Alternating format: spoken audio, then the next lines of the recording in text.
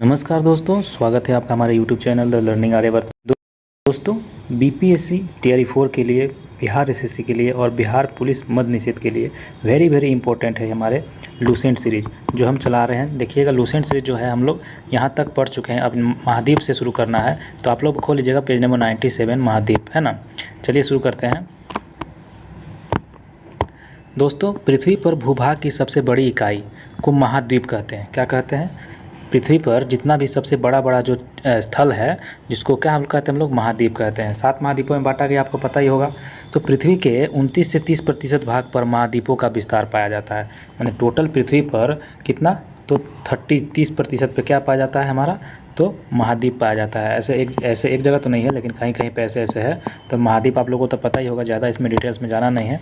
तो आगे देखते हैं, महाद्वीप विवर्तन क्रिया से अलग हुए। देखिए, 29 से 30% भाग पर महाद्वीपों का विस्तार पाया जाता है। महाद्वीप जो है विवर्तनिक क्रिया से अलग हुए। संपूर्ण पृथ्वी का स्थल क्षेत्र 7 महाद्वीपों में बांटा गया, जैसा मैंने अभी बताया। कौन कौन सा? एशिया, यूरोप, अफ्रीका और उत्तरी अमेरिका, अंटार्कटिका, दक्षिण अमेरिका और ऑस्ट्रेलिया। ठीक है ना, याद तो होगा आप लोगों को सब। चलिए आगे देखते हैं, महाद्वीपीय विस्थापन का सिद्धांत क्या कहलाता है। महाद्वीपीय विस्थापन का सिद्धांत, दोस्तों, महाद्वीपीय विस्थापन का सिद्धांत एक जर्मन मौसम विज्ञानी, ध्रुवीय अन्वेषण खगोलशास्त्री और भूवैज्ञानिक थे, अल्फ्रेड वेगनर। कौन थे? अल्फ्रेड वेगनर थे। ठीक ना, ये जो अल्फ्रेड वेगनर थे, ये क्या थे? तो जर्मन मौसमी विज्ञानी, ध्रुवीय अन्वेषण, ध्रुवीय को अन्वेषण करने वाला जांच पड़ताल, और खगोलशास्त्री के साथ साथ भूवैज्ञानिक भी थे। ठीक ना, तो अल्फ्रेड वेगनर थे। महाद्वीपीय विस्थापन का सिद्धांत इन्होंने ही दिया था, अल्फ्रेड वेगनर ने। हम लोग पीछे भी देखे थे सबसे शुरुआत में, है ना। इन्हें वास्तव में महाद्वीपीय बहाव के जनक के रूप में जाना जाता है। इन्हें वास्तव में महाद्वीपीय बहाव के जनक के रूप में जाना जाता है। महासागरीय तल पर महाद्वीपों की गति की महाद्वीपीय विस्थापन के रूप में जाना जाता है। इस बहाव की प्रक्रिया को पूरा करने में लाखों वर्ष लग जाते हैं। महासागरीय तल पर महाद्वीपों की जो गति है, महाद्वीपीय विस्थापन के रूप में जाना जाता है। महाद्वीपों की गति को किस लिए?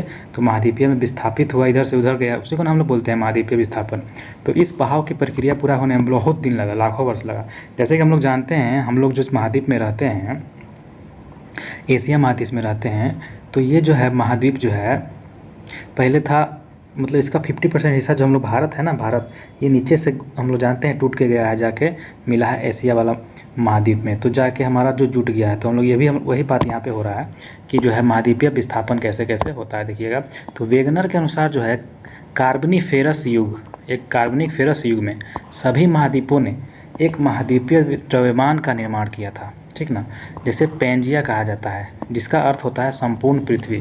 पैंजिया का अर्थ होता है संपूर्ण पृथ्वी। कहने का मतलब वेगनर बताया है कि एक कार्बनिफेरस युग था जिसमें सभी महाद्वीप एक ही महाद्वीप द्रव्यमान का निर्माण किया था, एक ही जगह पे इकट्ठा था। ठीक ना, और यह महाद्वीप जो था पैंथालासा नामक एक विशाल महासागर से घिरा हुआ था। ठीक ना, जिसका अर्थ संपूर्ण जल था। मतलब कि ये जो पृथ्वी हो गया, महाद्वीप एक ही था बीच में। ठीक ना, ठोस तरह के जो ज़मीन है हम लोग का एक ही था, और चारों तरफ में क्या था? चारों तरफ में पानी ही पानी था। ठीक ना, तो वही आगे देखिएगा कि पेंजिया का उत्तरी भाग लोरेशिया तथा दक्षिणी भाग गोंडवाना लैंड को प्रदर्शित करता था।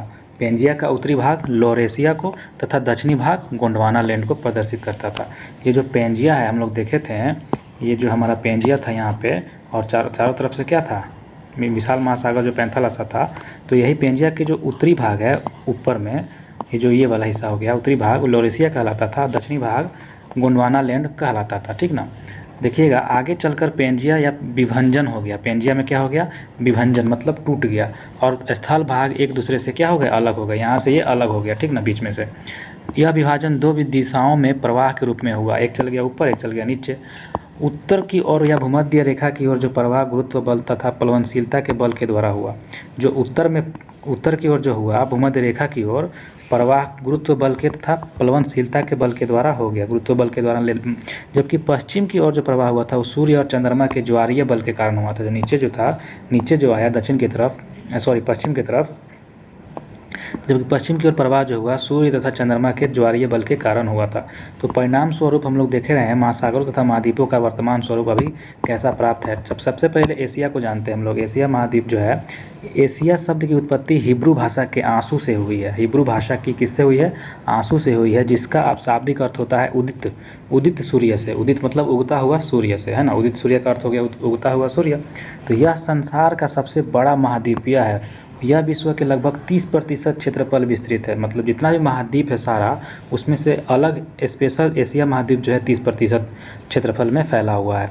और पूछेगा किस भाषा से लिया गया है? हिब्रू भाषा के आंसू शब्द से ये इसका शाब्दिक अर्थ लिया गया है, जिसका अर्थ होता है उदित सूर्य, ठीक ना। यहीं से एशिया शब्द की उत्पत्ति हुई है, ध्यान में रखिएगा। हिब्रू भाषा के आंसू से हुई है एशिया शब्द की उत्पत्ति, जिसका अर्थ होता है उदित सूर्य, ठीक ना। इससे होकर 3 प्रमुख अंशांशीय वृत्त, विषुवत, कर्क एवं आर्कटिक गुजरते हैं। कौन कौन से 3 प्रमुख अंशांशीय? तो वृत्त, विषुवत, कर्क एवं आर्कटिक, है ना। विषुवत वृत्त हो गया, कर्क और आर्कटिक गुजरते हैं।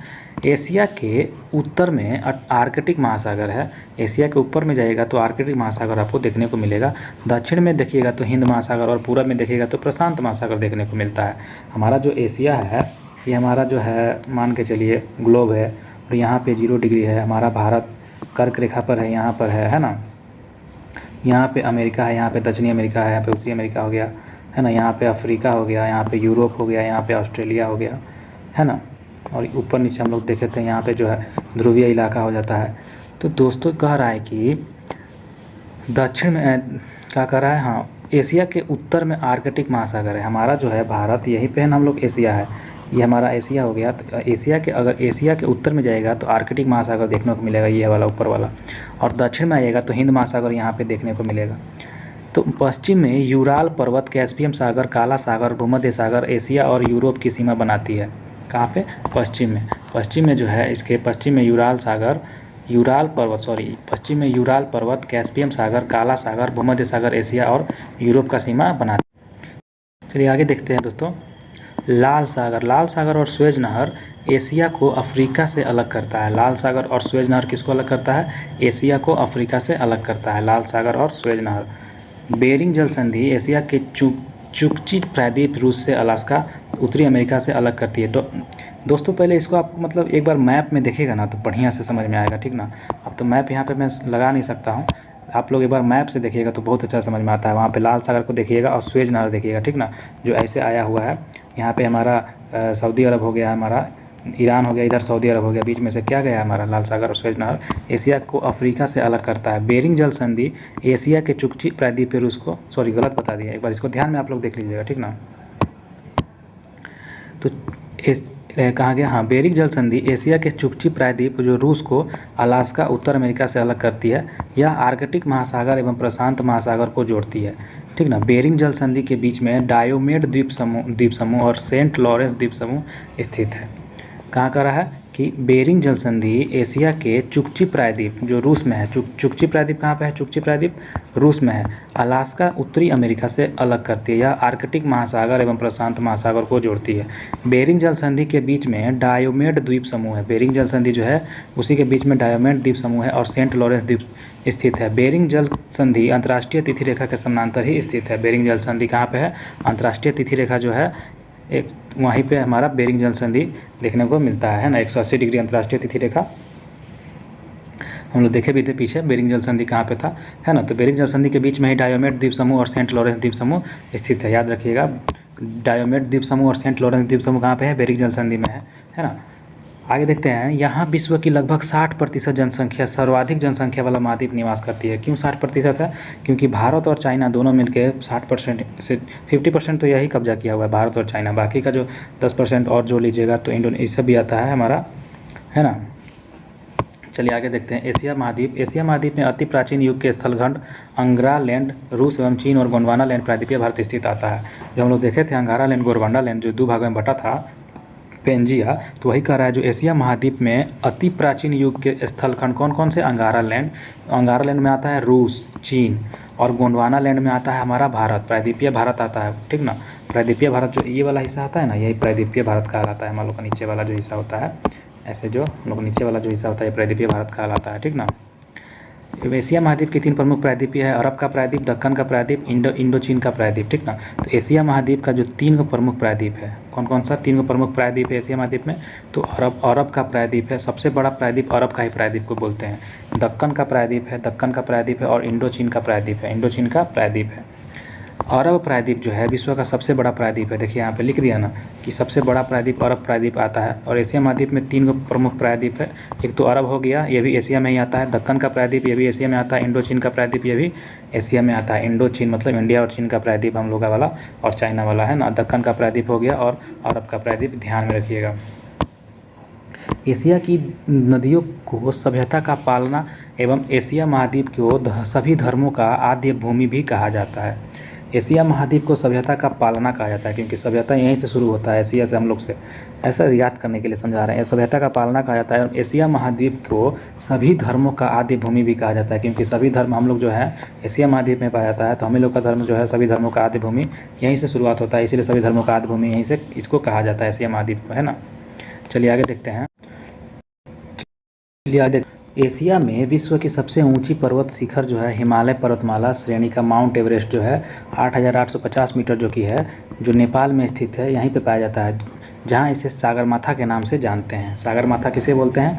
तो माउंट एवरेस्ट को बोलते हैं सागरमाथा। ध्यान में रखिएगा, सबसे ऊँची चोटी है सागरमाथा, 8,850 मीटर है। कहाँ पे बोला जाता है? नेपाल में इसको सागरमाथा बोला जाता है, माउंट एवरेस्ट हम लोग बोलते हैं। तो ये एशिया में ही ना है, एशिया में है। तो एशिया का विश्व सबसे ऊँचा पर्वत शिखर है जो माउंट एवरेस्ट है, ठीक ना। नेपाल का सागरमाथा। तिब्बत का पठार विश्व का सबसे ऊंचा पठार है। इसकी औसत ऊंचाई 4500 मीटर है, जिसके कारण इसे विश्व का छत भी कहा जाता है। हम लोग पीछे भी देख चुके हैं इसको। पूरब से पश्चिम इसकी लंबाई 2500 किलोमीटर है। पूछता है कि बताइए तिब्बत का पठार का लंबाई कितना है, ठीक ना। ऊंचाई तो हम लोग देख लिए 4500 मीटर है, लंबाई कितना है? तो 2500 किलोमीटर इसका लंबाई है पूरब से पश्चिम की ओर में।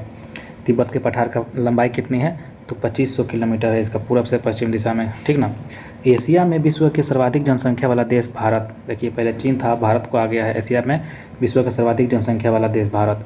एशिया में क्षेत्रफल की दृष्टि से सबसे बड़ा देश चीन है तथा सबसे छोटा देश मालदीव है। एशिया में देखा जाए, एशिया में क्षेत्रफल की दृष्टि से सबसे बड़ा देश क्षेत्रफल की दृष्टि से चीन हो जाएगा और सबसे छोटा देश मालदीव हो जाएगा। सबसे छोटा देश क्या हो जाएगा? मालदीव हो जाएगा। चलिए आगे देखते हैं। एशिया में विश्व में सर्वाधिक जनसंख्या घनत्व वाला देश सिंगापुर है। सबसे ज़्यादा जनसंख्या घनत्व है देखा जाए तो सिंगापुर है एशिया में। एशिया में देखा जाए तो विश्व का सबसे ज़्यादा जनसंख्या जहाँ पे पाया जाता है, घनत्व एकदम गजन मतलब है, जो कि सिंगापुर में, ठीक ना। सिंगापुर में एशिया के स्थल रुद्ध जिसकी सीमा समुद्र को नहीं छूती देश है Kazakhstan, Afghanistan, Mongolia, Nepal, Bhutan, Turkmenistan, Uzbekistan, Kyrgyzstan, Tajikistan और लाओस। एशिया का जो स्थल रुद्ध देश है, एशिया का स्थल रुद्ध देश जिसकी सीमा समुद्र को नहीं छूती, कौन कौन सा देश हो जाएगा जो समुद्र को नहीं छूता है? तो कजाकिस्तान हो जाएगा, अफगानिस्तान हो जाएगा। ये सब समुद्र से नहीं सटा हुआ है, ये सब मतलब कि स्थल रुद्ध है। स्थल रुद्ध मतलब स्थल से घिरा हुआ है। मंगोलिया भी नहीं सटा हुआ है। नेपाल हो गया, भूटान हो गया, तुर्कमेनिस्तान हो गया, उज्बेकिस्तान हो गया, किर्गिस्तान हो गया, तजाकिस्तान हो गया, लाओस हो गया, ठीक ना। एक बार आप ध्यान से देख लीजिएगा। स्थल रुद्ध देशों में है कजाकिस्तान का सबसे बड़ा देश है। अगर स्थल रुद्ध देशों में देखा जाए एशिया में सिर्फ, तो कजाकिस्तान जो है सबसे बड़ा देश है। कजाकिस्तान, अफगानिस्तान नहीं है, कजाकिस्तान है। क्या है? कजाकिस्तान है। एशिया का सबसे बड़ा स्थल रुद्ध देश कौन हो जाएगा? कजाकिस्तान हो जाएगा। जबकि मंगोलिया जो है दूसरा सबसे बड़ा स्थल रुद्ध देश है। मंगोलिया कहाँ पे है? तो चाइना और ऊपर जो है रूस के बीच में पाया जाता है ना शायद। चलिए आगे देखते हैं। लाओस दक्षिण पूर्व एशिया का एकमात्र स्थल रुद्ध देश है। जो लाओस है वो दक्षिण पूर्व एशिया मतलब हमारा जो एशिया है, एशिया के दक्षिण नीचे और पूरब में, दक्षिण पूर्व मतलब ये हिस्सा हमारा हो गया एशिया का। तो ये जो एशिया का दक्षिण पूर्व हिस्सा है, दक्षिण पूर्व एशिया का एकमात्र स्थल रुद्ध कौन है? हमारा लाओस है। स्थल रुद्ध देश कौन है? दक्षिण पूर्व एशिया का देखा जाए तो लाओस हो जाएगा। और वैसे देखा जाए, वैसे में कजाकिस्तान सबसे बड़ा स्थल रुद्ध देश तो है ये है, लेकिन दक्षिण पूर्व लगा दिया जाए तो लाओस को बोलेंगे। यह पूरब में फ्रांसीसियों का उपनिवेश था। यह पूरब में फ्रांसीसियों का क्या था? उपनिवेश था, ठीक ना। लाओस एशिया में सबसे लंबी नदी यांगसी तथा अधिकतम गहराई वाला मृत सागर देखने को मिलता है ना। 397 मीटर है। अधिकतम गहराई वाला मृत सागर जो है एशिया में ही है। कहाँ पे है? हम लोग का एशिया में ही है। सबसे लंबी नदी भी यांगसी नदी जो देखने को मिलता है, यांगसी नदी, जो कि कहाँ पे है? यांगसी नदी चाइना में है। और अधिकतम गहराई वाला मृत सागर जो है 397 मीटर है, ये भी हमारा एशिया में ही देखने को मिलता है। याद रखिएगा, एशिया में हमारा मृत सागर है और यांगसी नदी तो है ही है चाइना में। एशिया में फिलीपींस द्वीप समूह के पास विश्व का सबसे गहरा सागरीय गर्त जो है प्रशांत महासागर मेरियाना गर्त 11,022 मीटर गहरा हुआ है। एशिया में जो है फिलीपींस द्वीप समूह के पास विश्व का सबसे गहरा सागरीय गर्त जो है वो प्रशांत महासागर में ही है, जो कि मेरियाना गर्त बोला जाता है। कितना है? 11,022 मीटर गहरा हुआ है, ठीक ना। जो कि एशिया में क्या है? फिलीपींस द्वीप समूह के पास विश्व का सबसे सागरीय गर्त प्रशांत महासागर जो है मेरियाना गर्त में है, एशिया के फिलीपींस द्वीप समूह के पास। विश्व का सबसे गहरी झील जो है बैकाल झील है। विश्व में देखा जाए तो विश्व की सबसे गहरी झील कौन जाएगा? बैकाल झील हो जाएगा। धरातल से कितना मीटर ऊंचा है? तो गहरा है तो 1940 मीटर गहरा है। और समुद्र तल से कितना? तो 1485 मीटर गहरा है, ठीक ना। धरातल से देखा जाए तो 1940 हो जाएगा, समुद्र तल से 1485 मीटर गहरा। एशिया में ही स्थित है बैकाल झील, है ना। आगे देखेंगे हम लोग कि विश्व का सबसे बड़ा झील जो है आंतरिक सागर जो कैस्पियन सागर जो है एशिया महादेश में ही स्थित है। कैस्पियन सागर भी कहाँ पे है? तो एशिया महाद्वीप में ही स्थित है। एशिया महादेश में ही कैस्पियन सागर हम लोग को देखने को मिलता है। कैस्पियन सागर कहाँ है? एशिया महादेश में ही है। विश्व की सबसे बड़ी झील है। विश्व की सबसे बड़ी झील हम लोग का एशिया महाद्वीप में है। विश्व की सबसे गहरी झील बैकाल झील, ये भी जो है हम लोग एशिया में स्थित में है। विश्व में जो है फिलीपींस द्वीप समूह में देखा जाए तो विश्व का सबसे गहरा सागरीय प्रशांत महासागर में मेरियाना गर्त जो है एशिया में ही है, फिलीपींस द्वीप समूह के पास। तो रूस में एशियाई भाग के साइबेरिया कहते हैं। रूस के एशियाई भाग को क्या कहते हैं? साइबेरिया कहते हैं। रूस है ना, रूस के जो एशियाई वाला भाग है उसको हम लोग साइबेरिया कहते हैं। रूस में यूरोप में रूस जो है आधा यूरोप में आता है, आधा एशिया में आता है। तो रूस का जो एशियाई वाला भाग होता है जहाँ पे लोग नहीं रहते हैं, वो साइबेरिया, वहाँ पे एका दुक्का लोग रहते हैं, तो उसको साइबेरिया कहते हैं। बैकाल झील देखिएगा, बैकाल झील एवं कैस्पियन सागर जो है, कैस्पियन सागर साइबेरिया में ही है। बैकाल झील और कैस्पियन सागर हम लोग कहाँ देखने को मिलता है? साइबेरिया में ही देखने को मिलता है, जो कि रूस में ही पाया जाता है। यहाँ ओब और येनेसो, क्या लिखा हुआ है? ओब और येनेसी और लीना जैसी प्रमुख नदियाँ बहती हुई है रूस में। जो रूस हमारा जो है साइबेरिया वाला क्षेत्र जो कि एशिया में पड़ता है, तो ओब और येनेसी और लीना जैसी प्रमुख नदियाँ बहती है जो आर्कटिक महासागर में गिरती है। कहाँ गिरती है? आर्कटिक महासागर ऊपर में जो है आर्कटिक महासागर उधर गिरती है, जिसका मुहाना जो है शीत ऋतु में जम जाता है। जिसका मुहाना क्या होता है? शीत ऋतु में, ठंडी के दिन में जम जाता है वो। तो ओब हो गया, येनेसी हो गया, लीना, ये सब जो है ये जो है प्रमुख नदियाँ जो है एशिया महाद्वीप की एशियाई भाग जो है रूस, जो साइबेरिया जिसे कहते हैं, उधर बहता है ना, उधर ही बहता है और ऊपर आर्कटिक महासागर में जाके गिर जाता है ऊपर, ठीक ना। जिसका मुहाना शीत ऋतु में जम जाता है, ये भी याद रखिएगा। चलिए आगे देखते हैं। एशिया में विश्व की सबसे अधिक ऊंचाई पर स्थित खारे पानी की झील को पैंगोंग झील बोलते हैं। क्या बोलते हैं? पैंगोंग झील बोलते हैं। एशिया में विश्व की सबसे अधिक जो ऊंचाई पर स्थित खारे पानी की झील है पैंगोंग झील, जो कितना है? 4267 मीटर। कितना है? 4267 मीटर ऊंचा है। लद्दाख व तिब्बत में स्थित है। कहाँ स्थित है? लद्दाख और तिब्बत में स्थित है, ध्यान रखिएगा। एशिया में विश्व की सबसे अधिक ऊंचाई पर स्थित जो खारे पानी की झील है, जो खारे पानी की झील बोल रहा है, क्या बोल रहा है? झील बोल रहा है, पैंगोंग झील है। पैंगोंग झील है वो एशिया में विश्व की सबसे अधिक ऊंचाई पर स्थित वाला जो खारे पानी की झील है वो पैंगोंग झील है, जो कि कितना मीटर ऊंचा है? तो 4267 मीटर ऊंचा है और लद्दाख व तिब्बत में स्थित है। कहाँ पर स्थित है? लद्दाख और तिब्बत में स्थित हम लोग को देखने को मिलता है। पैंगोंग झील कहाँ पे है? लद्दाख और तिब्बत में है। पैंगोंग झील कहाँ पे है? तो लद्दाख व तिब्बत में स्थित है, ठीक ना। और ये क्या है? खारे पानी की एक सबसे बड़ी ऊंचाई पर स्थित झील है पैंगोंग झील। एशिया महाद्वीप में विश्व का सर्वाधिक वर्षा वाला क्षेत्र जो है मानिसराम, जो 11,405 मिलीमीटर वर्षा कराता है। मेघालय जो है भारत में ही देखने को मिलता है। इससे पहले चेरापूंजी सर्वाधिक वर्षा वाला स्थान था, लेकिन अब मेघालय हो गया है, जो मेघालय का मासिनराम हो गया है। सॉरी, मेघालय का मासिनराम जो हो गया है 11,405 मिलीमीटर बारिश कराता है। 11,405 मतलब बारिशें होते रहता है वहाँ पे। विश्व की सबसे ऊंची रेलवे लाइन का निर्माण जो है चीन में किया गया है, ठीक। चीन के छिंगहाई प्रांत से शुरू होकर तिब्बत के लहासा तक फैली इस रेलवे लाइन को ऊंचाई देखा जाए तो 5072 मीटर है। इस रेलवे लाइन की ऊंचाई कितना है? 5072 मीटर ऊंचा है। और ये विश्व की सबसे ऊंची रेलवे लाइन है, ठीक ना। विश्व की सबसे ऊंची रेलवे लाइन है, चीन में है। महाद्वीपों में देखा जाए तो एशिया महाद्वीप का सबसे बड़ा ऊंचा रेलवे लाइन जो है वो चीन का है, इसीलिए यहाँ पे दिया गया है, जो कि छिंगहाई प्रांत से शुरू होता है और तिब्बत के लहासा तक पहुँचता है। और इस रेल लाइन की ऊंचाई देखा जाए तो 5072 मीटर है, ठीक ना। महावेली गंगा जो है, महावेली गंगा श्रीलंका की सबसे लंबी नदी है। वैसे तो गंगा देखने में लग रहा है कि हमारा भारत का होगा, लेकिन यहाँ पे ध्यान रखिएगा जो महावेली गंगा ये कहाँ पे है, श्रीलंका की सबसे लंबी नदी है महावेली गंगा। महावेली गंगा श्रीलंका की सबसे लंबी नदी है, सबसे लंबी नदी है, श्रीलंका की सबसे लंबी नदी है महावेली गंगा। महावेली गंगा श्रीलंका की सबसे लंबी नदी है, ठीक ना। आगे देखते हैं, एशिया में विश्व का सबसे लंबा railway platform Shri Siddharudha railway station Hubli जो है कर्नाटक भारत में स्थित है। इसकी लंबाई 1507 मीटर है।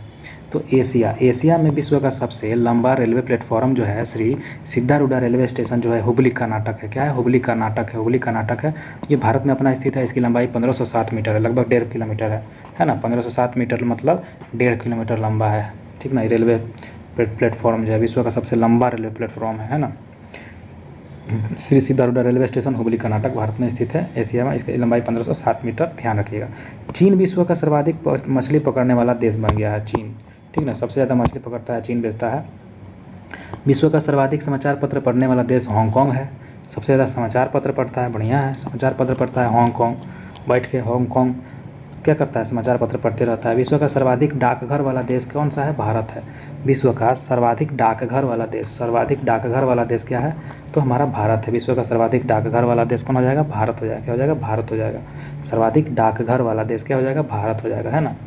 प्रशांत महासागर में गिरने वाली एशिया की प्रमुख नदियाँ होंगो नदी, आमूर नदी, सिंगयांग और यांगटीसी क्यांग नदी जो बहती है वो प्रशांत महासागर में गिरने वाली एशिया की प्रमुख नदियाँ होती है।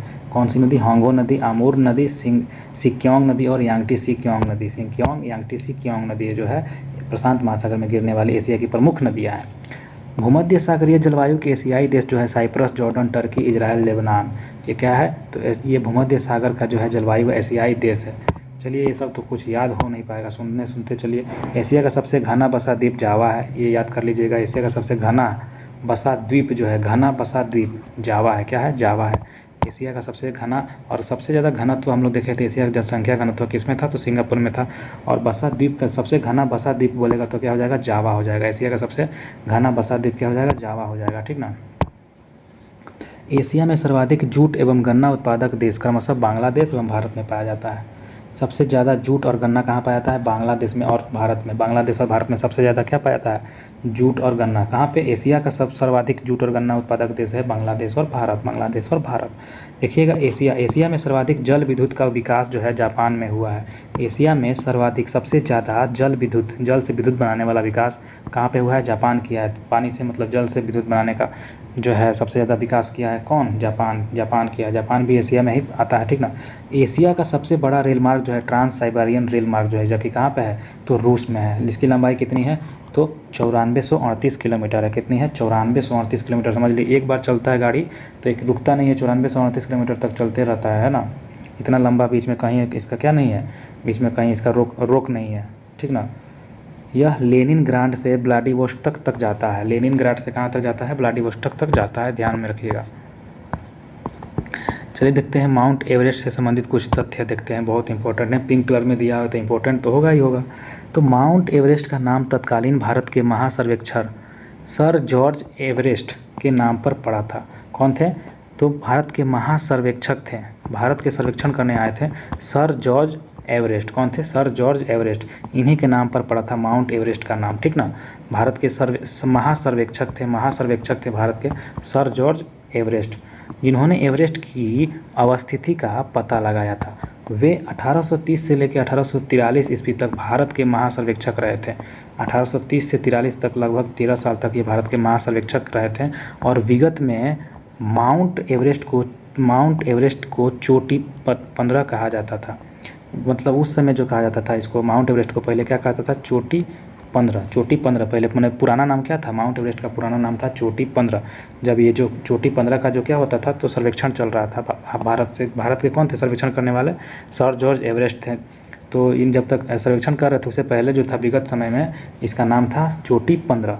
एवरेस्ट की स्थिति देखिए कहाँ पे है, तो देशांतर 86 डिग्री 55 मिनट 40 सेकेंड पूरब से जाइएगा आप, तो अक्षांश जो है, अक्षांश 27 डिग्री 59 मिनट 16 डिग्री उत्तर, पर्वतमाला के आसपास के विभिन्न स्थलों के औसत मापन के द्वारा 1954 में माउंट एवरेस्ट की ऊंचाई जो है 8048 मीटर का आंकी गई थी उस समय। अभी दुगुना बढ़ गया है। तो नेशनल जियोग्राफिक सोसाइटी के जीपीएस उपग्रह के उपयोग द्वारा 5 मई 1999 को एवरेस्ट की ऊंचाई 8850 मीटर होने की पुष्टि की गई है। 2 मीटर ये बढ़ चुका है। तो किसने कहा है? तो नेशनल जियोग्राफी सोसाइटी, जीपीएस के उपग्रह से इन्होंने मापा है। 5 मई को 1999 में नापा है, तो अभी 2 मीटर बढ़ गया है। अभी नापे 2026 में तो 2 मीटर और बढ़ गया होगा, जाहिर सी बात है। क्यों? चलिए आगे देखते हैं। माउंट एवरेस्ट को तिब्बत में चोमोलुंगमा, जो कि जगत जननी कहा जाता है। माउंट एवरेस्ट को तिब्बत में क्या कहा जाता है? चोमोलुंगमा। चोमोलुंगमा। माउंट एवरेस्ट को तिब्बत में क्या कहा जाता है? चोमोलुंगमा कहा जाता है। नेपाल में इसको सागर माथा कहा जाता है। सागर माथा का अर्थ होता है आकाश की देवी। इससे पृथ्वी की तीसरा ध्रुव भी कहा जाता है। तीसरा ध्रुव भी कहा जाता है। तीसरा ध्रुव किसे कहा जाता है? माउंट एवरेस्ट को पृथ्वी का तीसरा ध्रुव कहा जाता है। मतलब पहला ध्रुव, दूसरा ध्रुव, ये तीसरा ध्रुव इसको बोला जाता है माउंट एवरेस्ट को, ध्यान रखिएगा। चलिए आगे देखते हैं। तीसरा ध्रुव तो हम लोग देख लिए थे, माउंट एवरेस्ट को कहा जाता है। और इसको तिब्बत में चोमोलुंगमा कहा जाता है, जगत जननी, है ना। और नेपाल में तो सागरमाथा कहा ही जाता है, आगे आकाश की देवी। चलिए सबसे पहले एडमंड हिलेरी और तेंजिंग नोर्गे, सबसे पहले एडमंड हिलेरी और तेंजिंग नोर्गे, इन्होंने 1953 ईस्वी में माउंट एवरेस्ट की चोटी पर पहुंचे थे। सबसे पहले कौन कौन पहुंचे थे? एडमंड हिलेरी और तेंजिंग नोर्गे। ये दोनों जो थे, हिलते हिलते एडमंड हिलेरी कहाँ पहुँच गए? माउंट एवरेस्ट की चोटी पर पहुंच गए सबसे पहले। और उन्हीं के साथ साथ में हाथ पकड़ के तेंजिंग नोर्गे भी 1953 में पहुंचे थे, ठीक ना। तो दोनों आदमी हिलेरी और तेंजिंग नोर्गे जो है 1953 में माउंट एवरेस्ट पर पहुंचे थे, याद रखिएगा। माउंट एवरेस्ट की चोटी पर सबसे पहले पहुंचने वाले कौन थे? एडमंड हिलेरी और तेंजिंग नोर्गे। नोवांग गोम्बू क्या है? नोवांग गोम्बू इनका नाम है। ये प्रथम व्यक्ति है जो माउंट एवरेस्ट पर 2 बार चढ़े हैं। नोवांग गोम्बू, ठीक ना। नोवांग गोम्बू ये प्रथम व्यक्ति है जो माउंट एवरेस्ट पर कितना बार चढ़े हैं? तो 2 बार चढ़ने वाले हैं नोवांग गोम्बू। पहली बार 1 मई 1963 ईस्वी में, पहली बार 1 मई 1963 ईस्वी में अमेरिकी अभियान के दल के साथ चले थे, अमेरिका के साथ चले थे। और दूसरी बार 20 मई 1965 में, 2 साल के बाद रहा नहीं गया, फिर चल दिए, बोले कि अब भारतीय अभियान के दल के साथ चलेंगे। तो 1963 में अमेरिकी अभियान के दल के साथ गए थे 1 मई को, फिर 20 मई को 1965 में भारतीय अभियान के दल के साथ चल दिए थे। नोवांग गोम्बू जो है, नोवांग गोम्बू ये तेंजिंग नोर्गे के भतीजा है। तेंजिंग नोर्गे के क्या है? भतीजा है नोवांग गोम्बू। तो देखिए हम लोग सबसे पहले जो तेंजिंग नोर्गे हम लोग देखे थे कि माउंट एवरेस्ट पर चढ़ा था, उसी का भतीजा है ये नोवांग गोम्बू। समझ में आया ना। तो बोला कि अरे हमारा चाचा तो यहाँ तक माउंट एवरेस्ट पर गया था 1953 में, हम वो चलेंगे। तो ये भी क्या किया? चल दिया 1963 में अमेरिका जब अभियान के साथ, फिर 2 साल के बाद फिर भारतीय अभियान के साथ भी चल दिया 1965 में। यही है तेंजिंग नोर्गे, है ना, नोवांग गोम्बू। तेंजिंग नोर्गे का भतीजा नोवांग गोम्बू। चलिए आगे देखते हैं। जिम विटेकर क्या है भाई? जिम विटेकर तो प्रथम अमेरिकी हैं। विटेकर जो है प्रथम जिम विटेकर जो है प्रथम व्यक्ति हैं जिन्हें 1 मई 1963 ईस्वी में माउंट एवरेस्ट पर चढ़ने में सफलता प्राप्त हुई थी। जिन्हें 1 मई 1963 ईस्वी में माउंट एवरेस्ट पर चढ़ने पर क्या हुआ? सफलता प्राप्त हुई।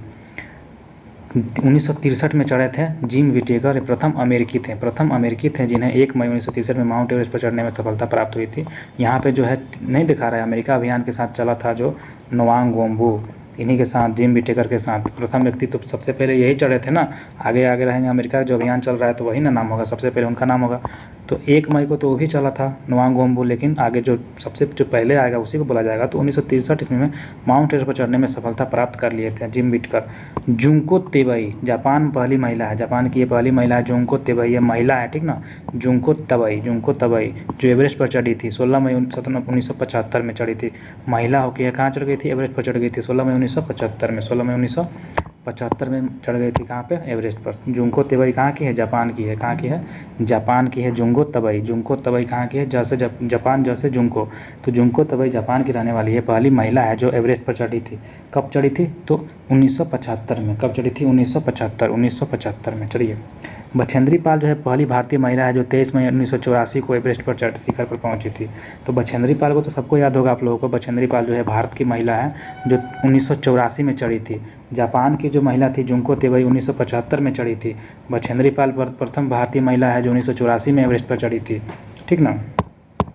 अब आते हैं फू दुर्जी को बारे में देखते हैं। फू दुर्जी प्रथम व्यक्ति हैं फूदोरजी, जो 9 मई 1984 को ही बिना ऑक्सीजन के माउंट एवरेस्ट पर चढ़ने में सफलता प्राप्त कर लिए थे। अब ये ऐसे व्यक्ति हैं फूदोरजी, ये बिना ऑक्सीजन के क्या हो गए थे, बिना ऑक्सीजन के माउंट एवरेस्ट पर चढ़ गए थे और सफलता प्राप्ति कर लिया था। ठीक ना। 1984 में जब बछेंद्री पाल को देखा कि बछेंद्री पाल महिला होकर चढ़ जा रही है, अब ये सोचा कि फूदोरजी अब हम क्या करेंगे, बिना ऑक्सीजन के माउंट एवरेस्ट पर चढ़ेंगे। 1984 में ये भी चढ़ गया। ठीक ना। ये चढ़ा था 9 मई को, सॉरी फूदोरजी चढ़ा था 9 मई को, और बछेंद्री पाल 23 मई को चढ़ी थी, पीछे से चढ़ी थी। ये बिना ऑक्सीजन के चढ़ी थी, उनके पीछे पीछे बछेंद्री पाल हम लोग भारतीय महिला जो थी ये भी एवरेस्ट शिखर पर पहुंच गई थी। ठीक ना। आगे देखिएगा कामी रीता शेरपा। कामी रीता शेरपा जो नेपाल की रहने वाली है, ये सर्वाधिक 23 बार चढ़ी है। कितना बार चढ़ी है, 23 बार चढ़ी है एवरेस्ट पर, 1 मई 2019 में, और पहुंचने में सफल हुए। कामी पहली बार 24 वर्ष की उम्र में 1994 में इस चोटी पर पहुंची थी। अभी 2019 में चली है, तो 23 बार लगातार ये कामी रीता शेरपा जो है चढ़ चुकी है। क्या रिकॉर्ड बना रहा है चढ़ के, नहीं समझ में आ रहा है, याद करना पड़ रहा है हमनी के, अपने तो चढ़ के उतर जा रहा है। विश्व में सबसे कम उम्र का जो है 13 वर्ष में एवरेस्ट शिखर पर चढ़ने वाला पुरुष जो है जॉर्डन रोमेरो है। कौन है, जॉर्डन रोमेरो, जो अमेरिका का रहने वाला है, जिसने 22 मई 2010 ईस्वी को शिखर पर चढ़ने में सफलता प्राप्त कर लिया था। 13 वर्ष का, मैंने एक झापड़ मारते 13 वर्ष का, 13 वर्ष का उम्र चल गया था एवरेस्ट शिखर पर चढ़ के हम लोग को याद करवाना। जॉर्डन रोमेरो, अमेरिका वाला जॉर्डन रोमेरो। विश्व में सबसे कम उम्र का 13 वर्ष की एवरेस्ट शिखर पर चढ़ने वाली महिला देख लीजिए, अब इसको भी रहा नहीं गया। ये 13 साल पे महिला है जो मालवेत पूर्णा, क्या नाम है, मालवेत पूर्णा। ये भारत और आंध्र प्रदेश की रहने वाली है मालवेत पूर्णा। चलिए बढ़िया बात है, मालवेत पूर्णा जो है भारत की आंध्र प्रदेश की रहने वाली है महिला, 13 वर्ष की उम्र में है, जिसने 25 मई 2014 को शिखर पर चढ़ने में सफलता प्राप्त कर ली थी। चलिए नाम रोशन किया अपना, ये सब बात हुआ ना, महिला होकर 13 साल की उम्र में चढ़ गई। चलिए आगे देखते हैं। सबसे कम उम्र जो है 15 वर्ष में एवरेस्ट शिखर पर चढ़ने में सफल होने वाला भारतीय पुरुष राघव जुनेजा था, जो सबसे कम उम्र पर सबसे पहले चढ़ा था। राघव जुनेजा, जो मुरादाबाद उत्तर प्रदेश का है, सबसे कम उम्र में 15 वर्ष की एवरेस्ट शिखर पर चढ़ने के समय सफल होने वाला भारतीय पुरुष था राघव जुनेजा। इसने 21 मई 2013 को एवरेस्ट शिखर पर चढ़ने में सफलता प्राप्त कर ली थी 15 साल की उम्र में। इसके बाद इसका स्कूल लॉरेंस के 5 पहुँच भी थी, लॉरेंस के 5 बच्चे भी थे। यह विश्व की प्रथम स्कूल टीम है जिसे एवरेस्ट शिखर पर चढ़ने में सफलता प्राप्त हुई है। अर्जुन वाजपेयी नोएडा उत्तर प्रदेश के 16 वर्ष की अवस्था में एवरेस्ट शिखर पर 13 मई 2023 को चढ़ने में सफलता प्राप्त कर लिए थे। एवरेस्ट पर तिब्बत की ओर चढ़ने पर उम्र सीमा बाध्यता नहीं है। एवरेस्ट पर तिब्बत की ओर चढ़ने पर उम्र सीमा की क्या है, बाध्यता नहीं है। ठीक ना। तिब्बत से चढ़ेगा तो आपको कोई उम्र सीमा नहीं लगता, भारत से नहीं चढ़ने दिया जाता है। अमेरिका के टॉम वाइटेकर पहले विकलांग व्यक्ति थे जो एवरेस्ट शिखर पर चढ़े थे 1998 में। टॉम वाइटेकर, ये कैसे थे, विकलांग व्यक्ति थे, विकलांग होकर भी रिकॉर्ड तोड़ दिया। हीमोफीलिया रोग से पीड़ित प्रथम व्यक्ति तो क्रिस वाइट बॉम्बे डियर जो है, इन अमेरिका जो है, जो माउंट एवरेस्ट पर चढ़ने में सफलता प्राप्त कर ली थी। इसको हीमोफीलिया की बीमारी था ना, खून नहीं बनता है।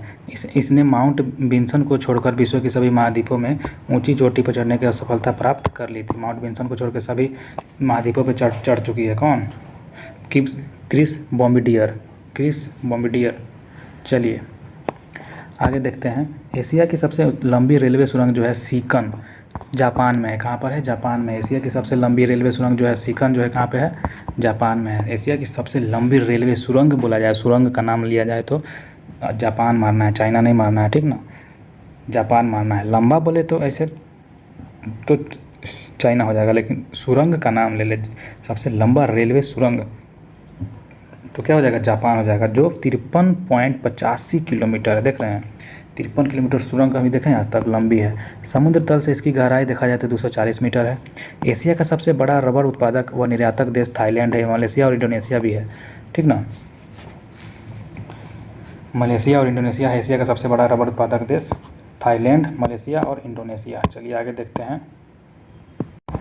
चलिए देखते हैं दोस्तों, गेहूं और चावल में क्या है, उत्पादन में विश्व में सबसे प्रथम स्थान रखता है। चीन जो है, चीन तंबाकू, गेहूं, चावल में सबसे ऊपर है उत्पादन करने में। ठीक ना, और विश्व में सबसे अधिक खजूर उत्पादन करने में कौन है, तो एशियाई देश इराक है। कौन है, इराक है, ईरान नहीं है, इराक है। इराक, खजूर ख से खजूर।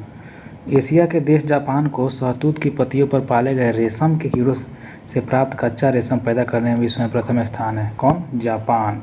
जापान जो है वो क्या करता है, तो शहतूत की पत्ती पर, मतलब जो तूत हम लोग खाते हैं ना, उसी के पत्ती पर पाला जाता है रेशम, उसी कीड़ों को प्राप्त करके कच्चा रेशम पैदा किया जाता है। सबसे टॉप पे कौन है एशिया में? जापान है। कौन है? जापान है। एशिया में विश्व का सर्वाधिक प्राकृतिक रबड़ उत्पादन करने वाला देश थाईलैंड है। ये तो हम लोग देख चुके थे। थाईलैंड है रबड़ उत्पादन करने में, ब्राज़ील भी है। एशिया का सबसे अधिक टीन उत्पादन देश मलेशिया है। टीन उत्पादन में सबसे एशिया में कौन है? मलेशिया है टीन उत्पादन में। टीन के निर्यात में अगर देखा जाए तो यह विश्व में प्रथम स्थान पर है टीन निर्यात में। मलेशिया के इपोह किंताकेलांग घाटी जो है, मलेशिया में घाटी है इपोह किंताकेलांग जो है टीन खनन का प्रमुख केंद्र है। तो टीन उत्पादन उतना याद नहीं रखना है, लेकिन ये भी पूछ सकता है, बताइएगा मलेशिया के इपोह जो है टीन खनन उत्पादन के प्रमुख केंद्र है। इसको कौन सा घाटी बोलते हैं? तो किंताकेलांग घाटी। किंताकेलांग घाटी है ना। तो हम लोग देखे थे टीन उत्पादन मलेशिया में सबसे टॉप था। एशिया का सबसे गर्म स्थान तीरथ जड़ी है। कहाँ पर है? इजराइल है। एशिया का सबसे गर्म स्थान तीरथ जवी है। क्या है? तीरथ जवी, जो कि इजराइल में है। कहाँ पर है? इजराइल में है। तथा सबसे ठंडा स्थान बरखोयांस्क। ठंडा स्थान क्या है? बरखोयांस्क साइबेरिया है, जहाँ ताइवान क्रमशः 54 डिग्री सेल्सियस व -59 डिग्री सेल्सियस मिलता है। -54 डिग्री सेल्सियस व -59 डिग्री सेल्सियस मिलता है। एशिया का सबसे गर्म स्थान है और तथा सबसे ठंडा स्थान है कौन सा? बरखोयांस्क, जो कि साइबेरिया है। सबसे ज़्यादा गर्म भी है 54 डिग्री सेल्सियस और सबसे ज़्यादा ठंडा भी है -59 डिग्री सेल्सियस। तो क्या होगा वहाँ पे? बालू होगा। बालू वाला इलाका जल्दी गर्म हो जाता है, जल्दी ठंडा भी हो जाता है। तो यही है 54 डिग्री सेल्सियस जो है वो बरखोयांस्क जो है यहाँ पे 54 डिग्री सेल्सियस गर्म पड़ता है और -59 डिग्री सेल्सियस में ठंडा भी पड़ता है। तो बरखोयांस्क की पृथ्वी का शीत ध्रुव भी कहते हैं। पृथ्वी का शीत ध्रुव किसे कहते हैं? बरखोयांस्क को। यहाँ पे आदमी तो पागल हो जाएगा, दिन में गर्मी पड़ेगा दबा के, रात में ठंडा लगेगा तब दबा के। चलिए आगे देखते हैं। लाल सागर एवं भूमध्य सागर को जोड़ने वाली नहर को सुएज नहर कहते हैं। लाल सागर भूमध्य सागर को जो जोड़ता है वो कौन सा नहर? सुएज नहर है। विश्व का सबसे बड़ा सिनकोना उत्पादक देश इंडोनेशिया है। देखिए सिनकोना उत्पादन में देखा जाए तो इंडोनेशिया है विश्व का सबसे बड़ा उत्पादक देश। विश्व का सिनकोना उत्पादक देश कौन हो जाएगा? जो सिनकोना के छाल से बनता है ना, मलेरिया का दवा बनता है ना, हाँ सिनकोना के छाल से। तो सिनकोना जो है उत्पादन देश में इंडोनेशिया सबसे एक पर है। और टीन उत्पादन में क्या देखे थे हम लोग? टीन उत्पादन में मलेशिया को देखे थे और रबड़ उत्पादन में थाईलैंड को देखे थे। शहतूत में जो कच्चा रेशम पैदा करता है एशिया देश जापान है। और क्या क्या देखे थे? खजूर उत्पादन में इराक को देखे थे। तंबाकू गेहूं चावल में कौन देखे थे? चीन को देखे थे। चलिए आगे देखते हैं। कुनैन, हाँ सिनकोना जो है कुनैन बनाई जाती है, जो मलेरिया की दवा यहाँ पे लिखा भी है। एशिया में विश्व का सर्वाधिक जलयान बनाने वाला देश जापान है। जलयान मतलब पानी वाला जहाज़ बनाने में देश में सबसे आगे कौन है विश्व में? तो जापान है। कौन है? जापान है। विश्व में सर्वाधिक जलयान बनाने वाला देश जापान है। ओसाका जो है जापान का वस्त्र निर्माण प्रमुख केंद्र है। ओसाका कहाँ पर है? ओसाका जापान में। ये क्या है? तो वस्त्र निर्माण करता है। क्या करता है? वस्त्र बनाता है, कपड़ा बनाता है। जो प्रमुख केंद्र है ओसाका, जिसे जापान का मानचेस्टर भी कहा जाता है। मानचेस्टर उसको बोलते हैं जहाँ पे सूती कपड़ा बनाया जाता है। तो ओसाका जापान में का जो वस्त्र निर्माण है ये प्रमुख केंद्र है, जिसे जापान में मानचेस्टर कहा जाता है। योडो नदी यहाँ के मिलों के लिए जल उपलब्ध कराती है। योडो नदी जो है, योडो नदी कहाँ पे है? जापान में है। नदी जो है यहाँ के मिल जो है वहाँ के लिए जल उपलब्ध कराती है। ओसाका का वस्त्र उद्योग पूर्णतः आयातित कच्चे माल के ऊपर निर्भर करता है। ऐसा नहीं खुद सब कच्चा माल बनाता है, नहीं, जो कच्चा माल वो लेके आता है, लेके आके बनाता है वस्त्र उसका, ओसाका है ना। ओसाका कहाँ पे है? जापान का है। वस्त्र निर्माण जिसको मानचेस्टर कहा जाता है, जापान का मानचेस्टर। कच्चे माल के ऊपर निर्भर है। ओसाका लेके आता है, आयात करता है और उसके बाद बना के बेचता है। समझे? देखिएगा तुर्की की अंगोरा जाति की बकरियां जो है विश्व प्रसिद्ध है। तो अंगोरा जाति की बकरी कहाँ पे देखने को मिलता है? तुर्की में। तुर्की की अंगोरा जाति की बकरियां जो है विश्व में प्रसिद्ध है, जिनसे श्रेष्ठ किस्म की मोहरें ऊन प्राप्त की होती है। जिनसे श्रेष्ठ किस्म की मोहरें जो होती है ऊन प्राप्त करने के लिए होती है, ठीक ना। देखिएगा तुर्की की जो पश्चिम भूमध्य सागरीय प्रदेश में स्थित इजमीर की घाटी है। क्या है? इजमीर की घाटी है। तुर्की की पश्चिम भूमध्य सागरीय प्रदेश में स्थित इजमीर की घाटी अफीम की कृषि के लिए विश्व प्रसिद्ध है। किस लिए है? अफीम की खेती के लिए विश्व में प्रसिद्ध है। तुर्की की कौन सी घाटी? तो पश्चिमी भूमध्य सागरीय प्रदेश में स्थित इजमीर की घाटी। कौन सी घाटी? इजमीर की घाटी।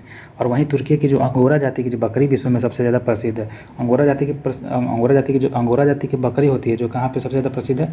तो तुर्की की प्रसिद्ध है। विश्व श्रेष्ठ की मोहरें ऊन प्राप्त यहाँ पे होता है। श्रेष्ठ किस्म की मोहर वाला ऊन प्राप्त होता है ना। और यहाँ पे क्या है? इजमीर की घाटी है जो अफीम बनाता है और कृषि के लिए विश्व प्रसिद्ध है। अफीम और ऊन कहाँ पे? तुर्की से ज़्यादा मात्रा में बनाया जाता है। कोराई जनजाति जो है इंडोनेशिया में पाया जाता है। कोराई जनजाति कहाँ पाया जाता है? इंडोनेशिया में पाया जाता है। ऊंचे पेड़ों पर घर बनाकर रहते हैं कोराई जनजाति, ठीक ना, ऊंचा ऊंचा पेड़ पर घर बनाकर रहते हैं। जापान का जो नागासाकी शहर है, जापान का नागासाकी, वही नागासाकी जो क्यूशू द्वीप पर स्थित है। कौन सा द्वीप पर स्थित है? नागासाकी क्यूशू द्वीप पर स्थित है।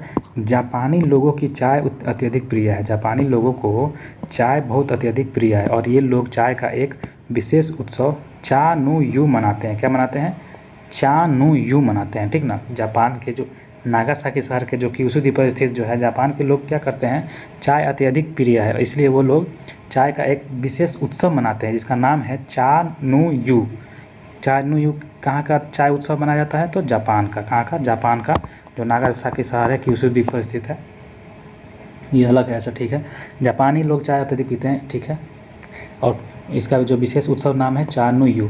देखिएगा आगे, विश्व में सिंचाई नहरों का सबसे बड़ा जाल जो है पाकिस्तान के पास है।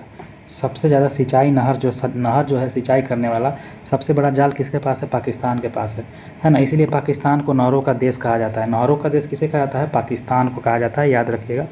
वहीं बांग्लादेश को नदियों का देश कहा जाता है। बांग्लादेश को नदियों का देश और नहरों का देश पाकिस्तान को। देखिएगा दोनों हम लोग का जो अगल बगल का है आज़ाद करके छोड़ दिए, तो पाकिस्तान को नहरों का देश कहा जाता है और बांग्लादेश को नदियों का देश कहा जाता है। नदियों का देश बांग्लादेश, नहरों का देश पाकिस्तान, ठीक है ना, याद रखिएगा। नदियों का देश क्या हो जाएगा? बांग्लादेश हो जाएगा और नहरों का देश पाकिस्तान हो जाएगा। म्यांमार अपने सुंदर बौद्ध मंदिरों के लिए प्रसिद्ध है। जाहिर सी बात है, म्यांमार में सुंदर सुंदर बौद्ध मंदिर देखने को मिलता है। कहाँ पर? म्यांमार में, ठीक ना। थाईलैंड नहीं चल जाना है, कहाँ चल जाना है? म्यांमार। अगर सुंदर सुंदर बौद्ध का मंदिर देखना है तो कहाँ जाना है? म्यांमार बर्मा में जाना है। कहाँ जाना है? म्यांमार बर्मा में जाना है सुंदर सुंदर बौद्ध मंदिर देखने के लिए, ठीक ना। स्वर्णिम त्रिभुज के अंतर्गत लाओस, थाईलैंड और म्यांमार आते हैं। स्वर्णिम त्रिभुज के अंतर्गत कौन कौन से आते हैं? तो Laos, Thailand, Myanmar. Laos, Thailand में स्वर्णिम त्रिभुज ऐसे कि बना हुआ है, तो लाओस, थाईलैंड और म्यांमार। म्यांमार हो गया, इधर थाईलैंड हो गया, लाओस, ऐसे स्वर्णिम त्रिभुज बनाया गया है। स्वर्णिम त्रिभुज लाओस, थाईलैंड और म्यांमार आता है, याद रखिएगा। Laos, Thailand, Myanmar. वियतनाम नहीं आता है। लाओस, थाईलैंड, म्यांमार आता है, वियतनाम नहीं आता है। Laos, Thailand, Myanmar. स्वर्णिम त्रिभुज के अंतर्गत कौन कौन आता है? लाथामार, लाओस, थाईलैंड, म्यांमार, मतलब लाथाईमार, लाओस, थाईलैंड, म्यांमार स्वर्णिम त्रिभुज के अंतर्गत आते हैं। अब चलिएगा यूरोप देखते हैं।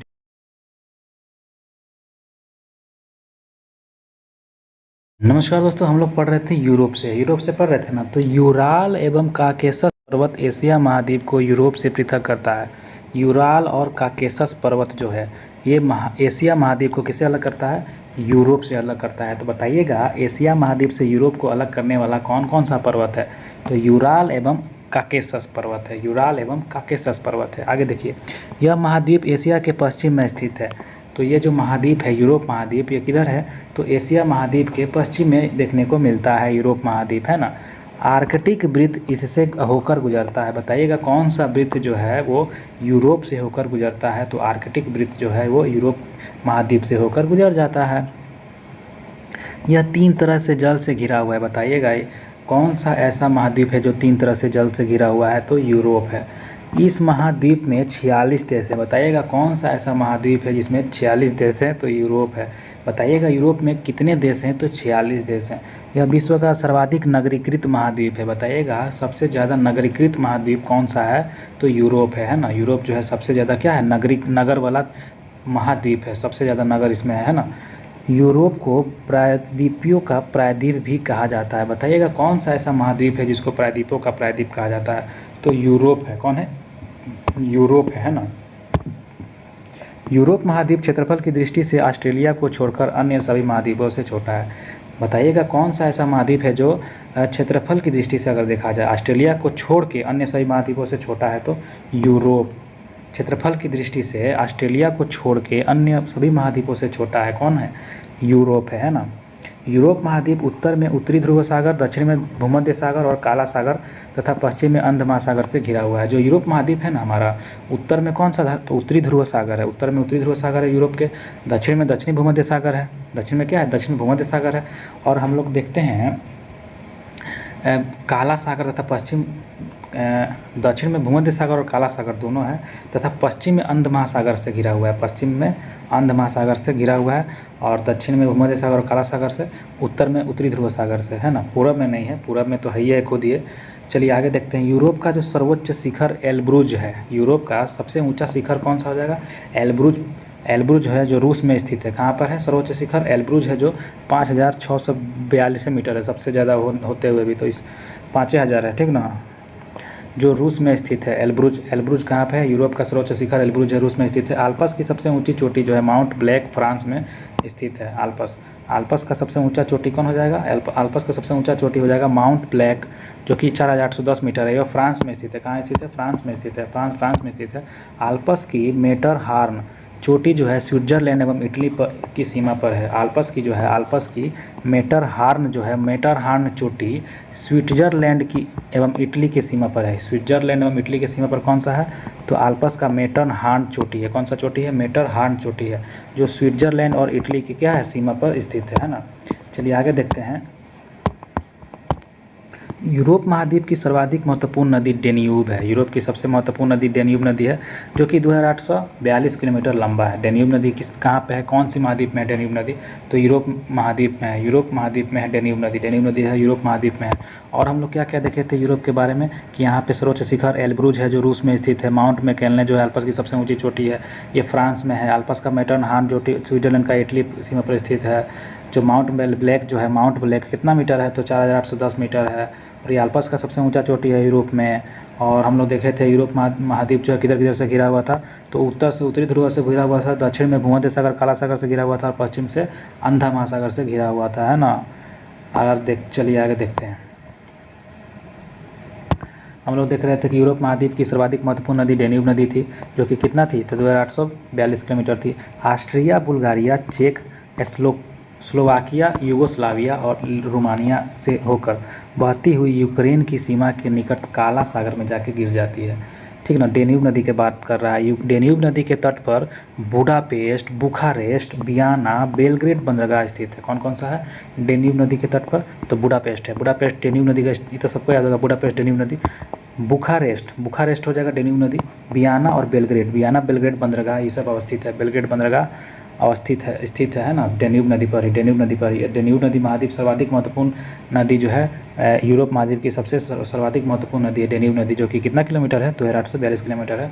ऑस्ट्रेलिया, बुल्गारिया, चेक, स्लोवाकिया, यूगोस्लाविया और रोमानिया से होकर ये बहती हुई यूक्रेन की सीमा में जाके काला सागर में गिर जाती है। तो डेन्यूब नदी किस कहाँ पे जाकर गिरती है? तो यूक्रेन के जो सीमा है निकट में काला सागर में जाके ये गिर जाती है। डेन्यूब नदी निकलती है और जाके कहाँ गिर जाती है? काला सागर में गिर जाती है। चलिएगा आगे देखते हैं। यूरोप की सबसे लंबी नदी वोल्गा नदी है। यूरोप की सबसे लंबी नदी कौन सी नदी हो जाएगी? वोल्गा नदी जो है वो यूरोप की सबसे लंबी नदी है। लंबी नदी वोल्गा नदी, ठीक ना। इसे डॉन नदी में मिला दिया गया है। डॉन डॉन डॉन, वोल्गा नदी को बोलेगा ज़्यादा, डॉन में मिला देंगे। तो वोल्गा नदी जो है इसे डॉन नदी में मिला दिया गया है। इससे काला सागर से होकर समुद्री जहाज महाद्वीप के भीतरी भागों में जाने लगे हैं। इससे क्या हो गया है? जो काला सागर से होकर अब क्या हुआ है? समुद्री जहाज जो है महाद्वीपों के भीतर भागों में जाने लगे हैं। यूरोप महाद्वीप का सबसे बड़ा नगर लंदन है, ठीक है, जो टेम्स नदी तट पर बसा टेम्स नदी तट पर बसा हुआ है। यूरोप महाद्वीप का सबसे बड़ा नगर लंदन है, जो कि टेम्स नदी पर स्थित है। फ्रांस की राजधानी पेरिस है, जो सीन नदी के तट पर स्थित है। फ्रांस की राजधानी पेरिस जो है सीन नदी के तट पर स्थित है। लंदन जो है टेम्स नदी पर स्थित है। ये सब तो याद होगा आप लोगों को। यह विश्व का सुंदर नगर माना जाता है। विश्व का सबसे सुंदर नगर माना जाता है ना सीन नदी। फ्रांस की राजधानी पेरिस है, जो कि सीन नदी के तट पर बसा है। यह विश्व का सबसे सुंदर नगर माना जाता है फ्रांस को। इसे फैशन की नगरी भी कहा जाता है। तो फ से फैशन, फ से फ्रांस, तो फ्रांस को फैशन की नगरी और सुंदर नगर भी कहा जाता है। कौन जो है वो फ्रांस का एक प्रमुख शहर है, जो कि कौन फिल्म फेस्टिवल के लिए जाना जाता है। अच्छा, कौन फिल्म फेस्टिवल आप लोग सुने होंगे। कौन फिल्म फेस्टिवल कहाँ का है? फ्रांस का है। कौन फिल्म फेस्टिवल जो कि है ये प्रमुख शहर है। कौन, ये कहाँ पे है? फ्रांस में है। कौन फिल्म फेस्टिवल भी फ्रांस का है। यूरोप के यूक्रेन गणराज्य विश्व का प्रमुख गेहूं उत्पादक क्षेत्र है। जो यूरोप के जो है यूक्रेन गणराज्य है ना, यूरोप में ही ना यूक्रेन है, तो यूक्रेन गणराज्य जो है वो विश्व का प्रमुख गेहूं उत्पादक क्षेत्र है। सबसे ज़्यादा गेहूं उत्पादन करने वाला कौन हो जाएगा विश्व में? तो यूक्रेन गणराज्य जो कि यूरोप में है। जो विश्व का अन्न अन्न भंडार है या फिर रोटी का डलिया भी कहा जाता है। तो इसको हम लोग विश्व का अन्न भंडार या फिर रोटी का डलिया कहा जाता है किसको? यूक्रेन गणराज्य को। इसीलिए यूक्रेन इतना फेमस है, विश्व का अन्न भंडार कहा जाता है। और रोटी का डलिया, इतना यहाँ पे गेहूँ उत्पादन किया जाता है यूक्रेन गणराज्य में, यूरोप के यूक्रेन गणराज्य में, कि इसको रोटी का डलिया कहा जाने लगा। क्या कहा जाने लगा? रोटी का डलिया। और विश्व का अन्न भंडार कहा जाने लगा। बताइए, पूरा विश्व का अन्न भंडार छोटा सा यूक्रेन गणराज्य है। बताइए, इटली विश्व का दूसरा सर्वाधिक अंगूर उत्पादन करता है। इटली जो है विश्व का सबसे ज़्यादा दूसरा सर्वाधिक अंगूर उत्पादन करता है इटली।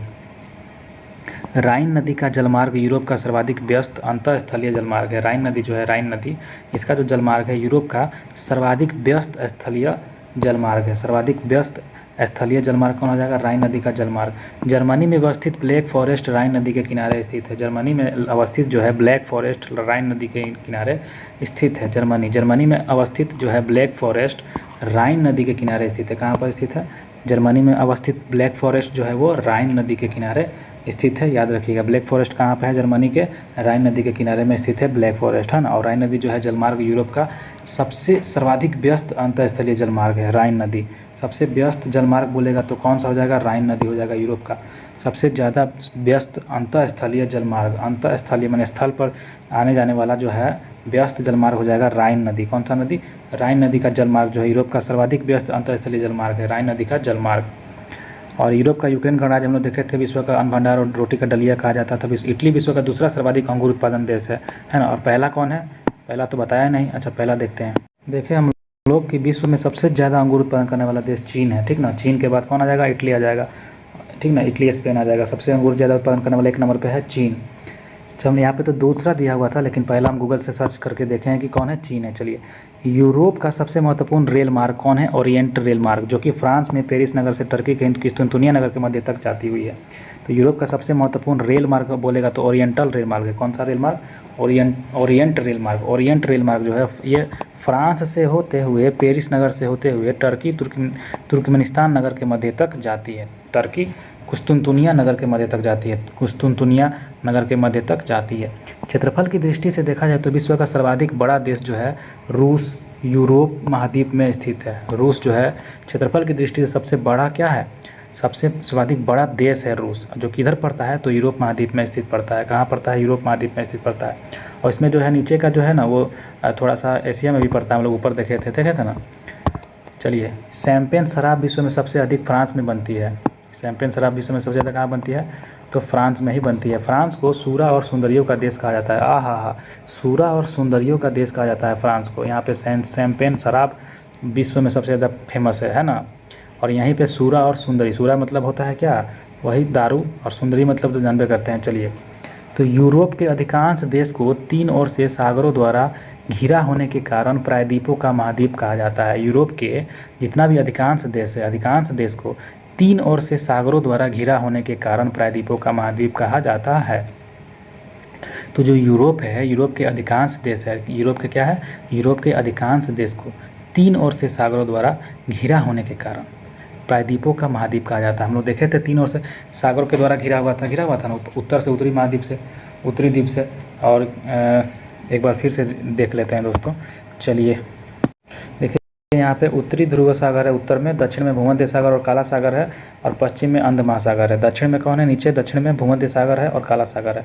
और पूरा इधर पश्चिम साइड में कौन है? पश्चिम साइड में अंध महासागर है। ऊपर कौन है? ऊपर कौन है? उत्तरी ध्रुव सागर है। तो यूरोप के सबसे ज़्यादा ऊपर में तो उत्तरी ध्रुव सागर याद हो जाएगा, नीचे में अंध महासागर, नीचे में दक्षिण में जो है भूमध्य सागर और काला सागर। भूमध्य और काला भूमध्य सागर, काला सागर। यूरोप के नीचे कौन है? दक्षिण में भूमध्य सागर, काला सागर है। पश्चिम में कौन है?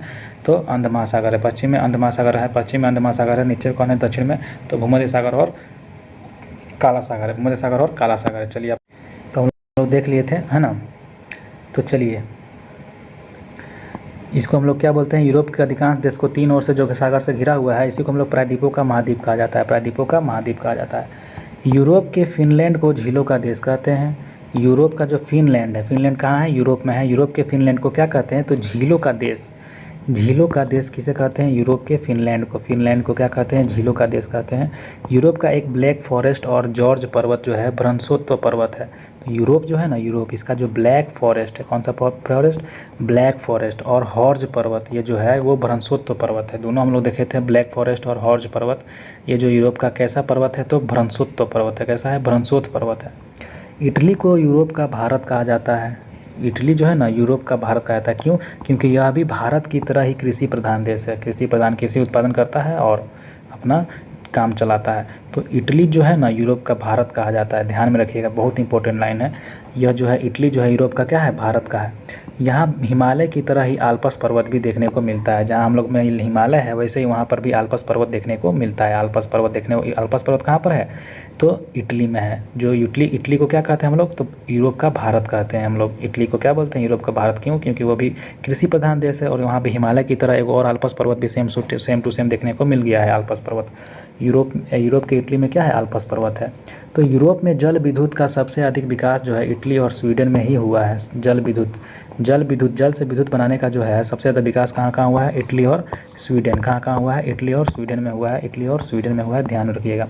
फ्रांस को हाई यार्ड और नॉर्वे को फ्योर्ड तटों तक का देश कहते हैं। फ्रांस को जो होता है वाइन यार्ड कहते हैं। वाइन मतलब वाइन, सबसे ज़्यादा वाइन बनता है फ्रांस, दारू बनता है ना फ्रांस में, वाइन यार्ड। और नॉर्वे को फ्योर्ड तट कहते हैं। फ्योर्ड तट किसे कहते हैं? नॉर्वे को कहते हैं। नॉर्वे को क्या कहते हैं? फ्योर्ड तट कहते हैं। इंग्लिश चैनल फ्रांस को यूनाइटेड किंगडम से अलग करता है। जो इंग्लिश चैनल है ये फ्रांस को यूनाइटेड किंगडम से क्या करता है? अलग करता है। यूनाइटेड किंगडम से अलग करने वाला कौन सा चैनल? तो इंग्लिश चैनल है, जो कि फ्रांस को किससे अलग करता है? यूनाइटेड किंगडम से अलग करता है। फ्रांस को किससे अलग करता है? यूनाइटेड किंगडम से अलग करता है, ठीक ना। कलर बदलिए। चलिए, डोवर जलडोर मध्य से जाने वाली चैनल सुरंग यूनाइटेड किंगडम और फ्रांस को जोड़ती है। जो डोवर जलडोर मध्य है, इसे जाने वाली चैनल जो है सुरंग यूनाइटेड किंगडम और फ्रांस को जोड़ती है। किसे जोड़ती है? यूनाइटेड किंगडम और फ्रांस को जोड़ती है। इस रेलवे सुरंग की कुल लंबाई 50.45 किलोमीटर है। तो जो डोवर जलडोर मध्य है ना, इसी से जाने वाली जो चैनल है, सुरंग है, यूनाइटेड किंगडम और फ्रांस को जोड़ती है। डोवर जलडोर मध्य किसको जोड़ती है? तो यूनाइटेड किंगडम और फ्रांस को जोड़ती है, ठीक ना। यूनाइटेड किंगडम और फ्रांस को जोड़ने वाला कौन सा जलडोर मध्य है? डोवर जलडोर मध्य है। और इसी रेलवे सुरंग की कुल लंबाई 50.45 किलोमीटर है। 50.45 किलोमीटर है किसका? डोवर जलडोर मध्य जो है सुरंग का, जो रेलवे सुरंग है, ये 50.45 किलोमीटर है। इसकी गहराई 75 मीटर है। गहराई मापेगा तो 75 मीटर गहरा है। और इसकी शुरुआत 6 मई 1994 को हुआ और 14 नवंबर 1994 को ही यात्रा सेवा शुरू कर दी गई थी, ठीक ना। 6 मई को शुरू हुआ था, 14 नवंबर को शुरू कर दी गई थी। आगे देखते हैं, गल्फ स्ट्रीम जलधारा जो है यूरोप का गर्म कंबल के उपनाम से जाना जाता है। गल्फ स्ट्रीम को क्या कहते हैं? यूरोप का गर्म कंबल कहते हैं। गल्फ स्ट्रीम को क्या कहते हैं? तो यूरोप का गर्म कंबल कहते हैं। स्विट्जरलैंड को यूरोप का खेल का मैदान, प्लेग्राउंड ऑफ यूरोप कहा जाता है। स्विट्जरलैंड को क्या कहा जाता है? तो यूरोप का खेल का मैदान कहा जाता है। स्विट्जरलैंड को क्या कहा जाता है? यूरोप का खेल का मैदान। किसे कहा जाता है? यूरोप का खेल का मैदान स्विट्जरलैंड को कहा जाता है। स्विट्जरलैंड कहाँ है? यूरोप में है। उसी को क्या कहा जाता है? यूरोप का खेल का मैदान किसे कहा जाता है? तो स्विट्जरलैंड को कहा जाता है। यूरोप का मरीज जो तुर्की है, यूरोप का मरीज कौन है? तुर्की है। यूरोप की मरीज को तुर्की को कहते हैं। तुर्की जो है यूरोप का मरीज है, ठीक ना। और यूरोप का खेल का मैदान कौन है? स्विट्जरलैंड है। यूरोप का गर्म कंबल कौन है? गल्फ स्ट्रीम है। ये सब लाइन से सब याद रखिएगा। यह काला सागर एवं भूमध्य सागर के मध्य अवस्थित है। कौन सा? तुर्की जो है यूरोप का मरीज जो है तुर्की, यह काला सागर और भूमध्य सागर के मध्य अवस्थित है। मरमरा सागर जो है तुर्की के एशियाई भाग एवं यूरोपीय भाग को अलग करता है। जो मरमरा सागर वो तुर्की के जो एशिया वाला भाग है, एशिया वाला भाग भी है तुर्की में, और जो है यूरोपीय भाग जो है इसको अलग करता है। तो मरमरा सागर। तुर्की की राजधानी अंकारा यूरोपीय भूभाग में अवस्थित है। कहाँ है? यूरोपीय भूभाग में अवस्थित है। तुर्की की राजधानी क्या है? अंकारा है। तो ये भी याद रखिएगा, तुर्की की राजधानी अंकारा जो है ये कहाँ पे है? तो यूरोपीय भूभाग जो है वहीं पे अवस्थित है। तुर्की की राजधानी अंकारा। तुर्की की राजधानी अंकारा। आगे देखते हैं, नीदरलैंड ने उत्तरी सागर के तट के साथ बड़े बड़े तटबंध बनाकर समुद्र से भूमि प्राप्त की है। नीदरलैंड ने उत्तरी सागर के तट के साथ क्या किया है? तो बड़ा बड़ा तटबंध बनाकर समुद्र से भूमि प्राप्त की है। इन तटबंधों को डाइक कहते हैं। इन तटबंधों को क्या कहते हैं? डाइक कहते हैं। इस प्रकार प्राप्त भूमि को पोल्डर कहते हैं। इस प्रकार की प्राप्त भूमि को क्या कहते हैं? पोल्डर कहते हैं।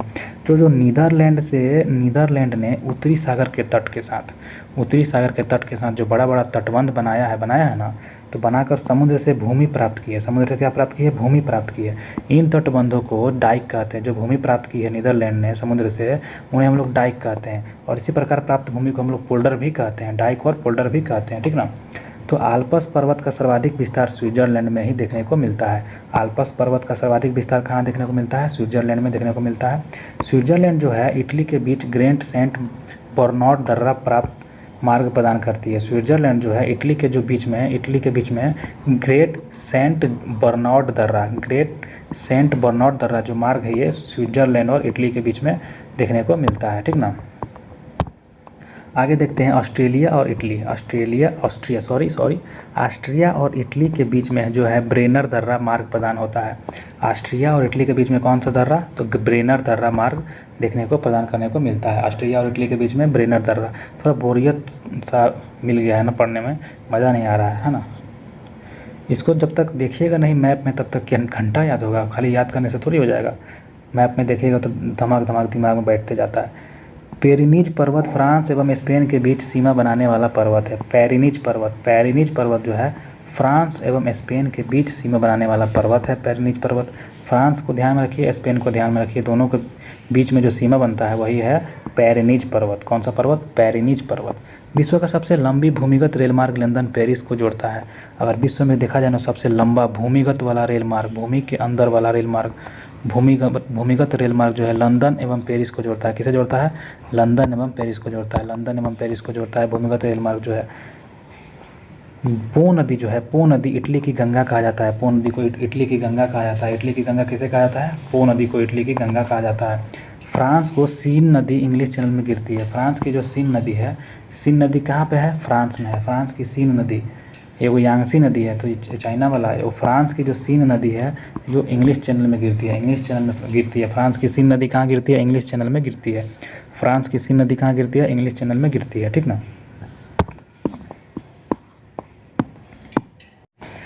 चलिए आगे देखते हैं। फ्रांस को भूमि व जलवायु की दृष्टि से देखा जाए तो इसको लघु यूरोप कहा जाता है। क्या कहा जाता है? लघु यूरोप, माने छोटा यूरोप इसको हम लोग बोल सकते हैं। फ्रांस को भूमि और जलवायु की दृष्टि से लघु यूरोप किसे कहते हैं? फ्रांस को कहते हैं, ठीक ना। फ्रांस जो है यूरोप का एकमात्र देश है जो खाद्यान्न उत्पादन में आत्मनिर्भर है। फ्रांस जो है यूरोप का एकमात्र ऐसा देश है जो खाद्यान्न उत्पादन करने में एकदम आत्मनिर्भर है। फ्रांस एकदम आत्मनिर्भर है खाद्यान्न उत्पादन करने में फ्रांस। इसे किसानों का देश भी कहते हैं। बताइए, फ्रांस को किसानों का देश भी कहते हैं, है ना। तो देखिएगा फ्रांस को क्या कहते हैं हम लोग? किसानों का देश भी कहते हैं, है ना। चलिए आगे देखते हैं। समुद्रों की रानी भी कहते हैं। किसानों का देश, समुद्रों की रानी फ्रांस को कहते हैं। किसानों का देश, लघु यूरोप, समुद्रों की रानी, ये सब किसका नाम है? तो फ्रांस का नाम है। समुद्रों की रानी, किसानों का देश, लघु यूरोप, किसका नाम है? फ्रांस का नाम है। और से एकमात्र ऐसा देश है जो खाद्यान्न उत्पादन में आत्मनिर्भर है। यूरोप का मात्र एक ऐसा देश है जो खाद्यान्न उत्पादन में क्या है? आत्मनिर्भर है। नॉर्वे के स्वेलबार्ड द्वीप में अंतर्राष्ट्रीय बीज भंडार पाया गया है। जो नॉर्वे है, नॉर्वे के स्वेलबार्ड द्वीप में क्या पाया गया है? तो अंतर्राष्ट्रीय बीज भंडार पाया गया है, ठीक है। ग्रेट ब्रिटेन के अंतर्गत इंग्लैंड, वेल्स और स्कॉटलैंड सम्मिलित हैं। अगर ग्रेट ब्रिटेन देखा जाए, तो ग्रेट ब्रिटेन में कौन कौन सा देश आता है? तो इंग्लैंड आता है, वेल्स आता है, स्कॉटलैंड आता है। अगर पूछा जाए ब्रिटेन मतलब ग्रेट ब्रिटेन में कौन कौन सा देश आता है, तो ग्रेट ब्रिटेन में इंग्लैंड, वेल्स और स्कॉटलैंड आता है। याद रखिएगा, बहुत इंपॉर्टेंट है ये वाला, है ना। कौन कौन सा देखे थे हम लोग? ग्रेट ब्रिटेन में देखे थे कौन कौन सा? इंग्लैंड, वेल्स और स्कॉटलैंड। इंग्लैंड, वेल्स और स्कॉटलैंड सम्मिलित है, जो क्रमशः इसके पूर्वी, पश्चिमी और उत्तरी भाग में पाया जाता है। उत्तरी आयरलैंड सहित ग्रेट ब्रिटेन को हम लोग यूनाइटेड किंगडम कह देते हैं। अगर इसमें उत्तरी आयरलैंड को भी जोड़ दिया जाए, चारों को जोड़ दिया जाए, तो क्या हो जाएगा? ये यूनाइटेड किंगडम हो जाएगा, यूके हो जाएगा, ठीक ना। खाली आयरलैंड नहीं रहता है तो हम लोग उसको ग्रेट ब्रिटेन बोलते हैं। किसे? इंग्लैंड, वेल्स और स्कॉटलैंड को बोलते हैं ग्रेट ब्रिटेन, ठीक ना, ग्रेट ब्रिटेन। और इसमें आयरलैंड भी जोड़ दिया जाए, ये हो जाएगा, क्या हो जाएगा? यूनाइटेड किंगडम हो जाएगा। क्या हो जाएगा? यूनाइटेड किंगडम हो जाएगा। ध्यान में रखिएगा, क्वेश्चन यहाँ से घुमा सकता है, ठीक ना। तो इंग्लैंड, वेल्स, स्कॉटलैंड, ये हमारा हो गया ग्रेट ब्रिटेन। और आयरलैंड, उत्तरी आयरलैंड जुट गया तो हो गया यूनाइटेड किंगडम। सब मिला के चारों मिला के हो गया यूनाइटेड किंगडम। इंग्लिश चैनल व डोवर जल संधि द्वारा यह यूरोप की मुख्य भूमि से अलग होता है, ठीक ना। किससे अलग होता है? तो इंग्लिश चैनल व डोवर जल संधि के द्वारा ही यह यूरोप की भूमि से अलग हो जाता है, ठीक ना। यूरोप की भूमि से अलग हो जाता है, ठीक ना। जॉर्जिया, आर्मेनिया, अजरबैजान संयुक्त रूप से काकेशस राज्य कहा जाता है। काकेशस राज्य को कौन कौन सा आ जाता है? जॉर्जिया, आर्मेनिया और अजरबैजान आ जाता है। कौन कौन सा आ जाता है? जॉर्जिया, आर्मेनिया और अजरबैजान आ जाता है। कौन कौन सा आ जाता है? जॉर्जिया, आर्मेनिया, अजरबैजान आ जाता है, जो संयुक्त रूप से इसको हम लोग काकेशस राज्य कह देते हैं। काकेशस राज्य में कौन कौन सा आ जाएगा?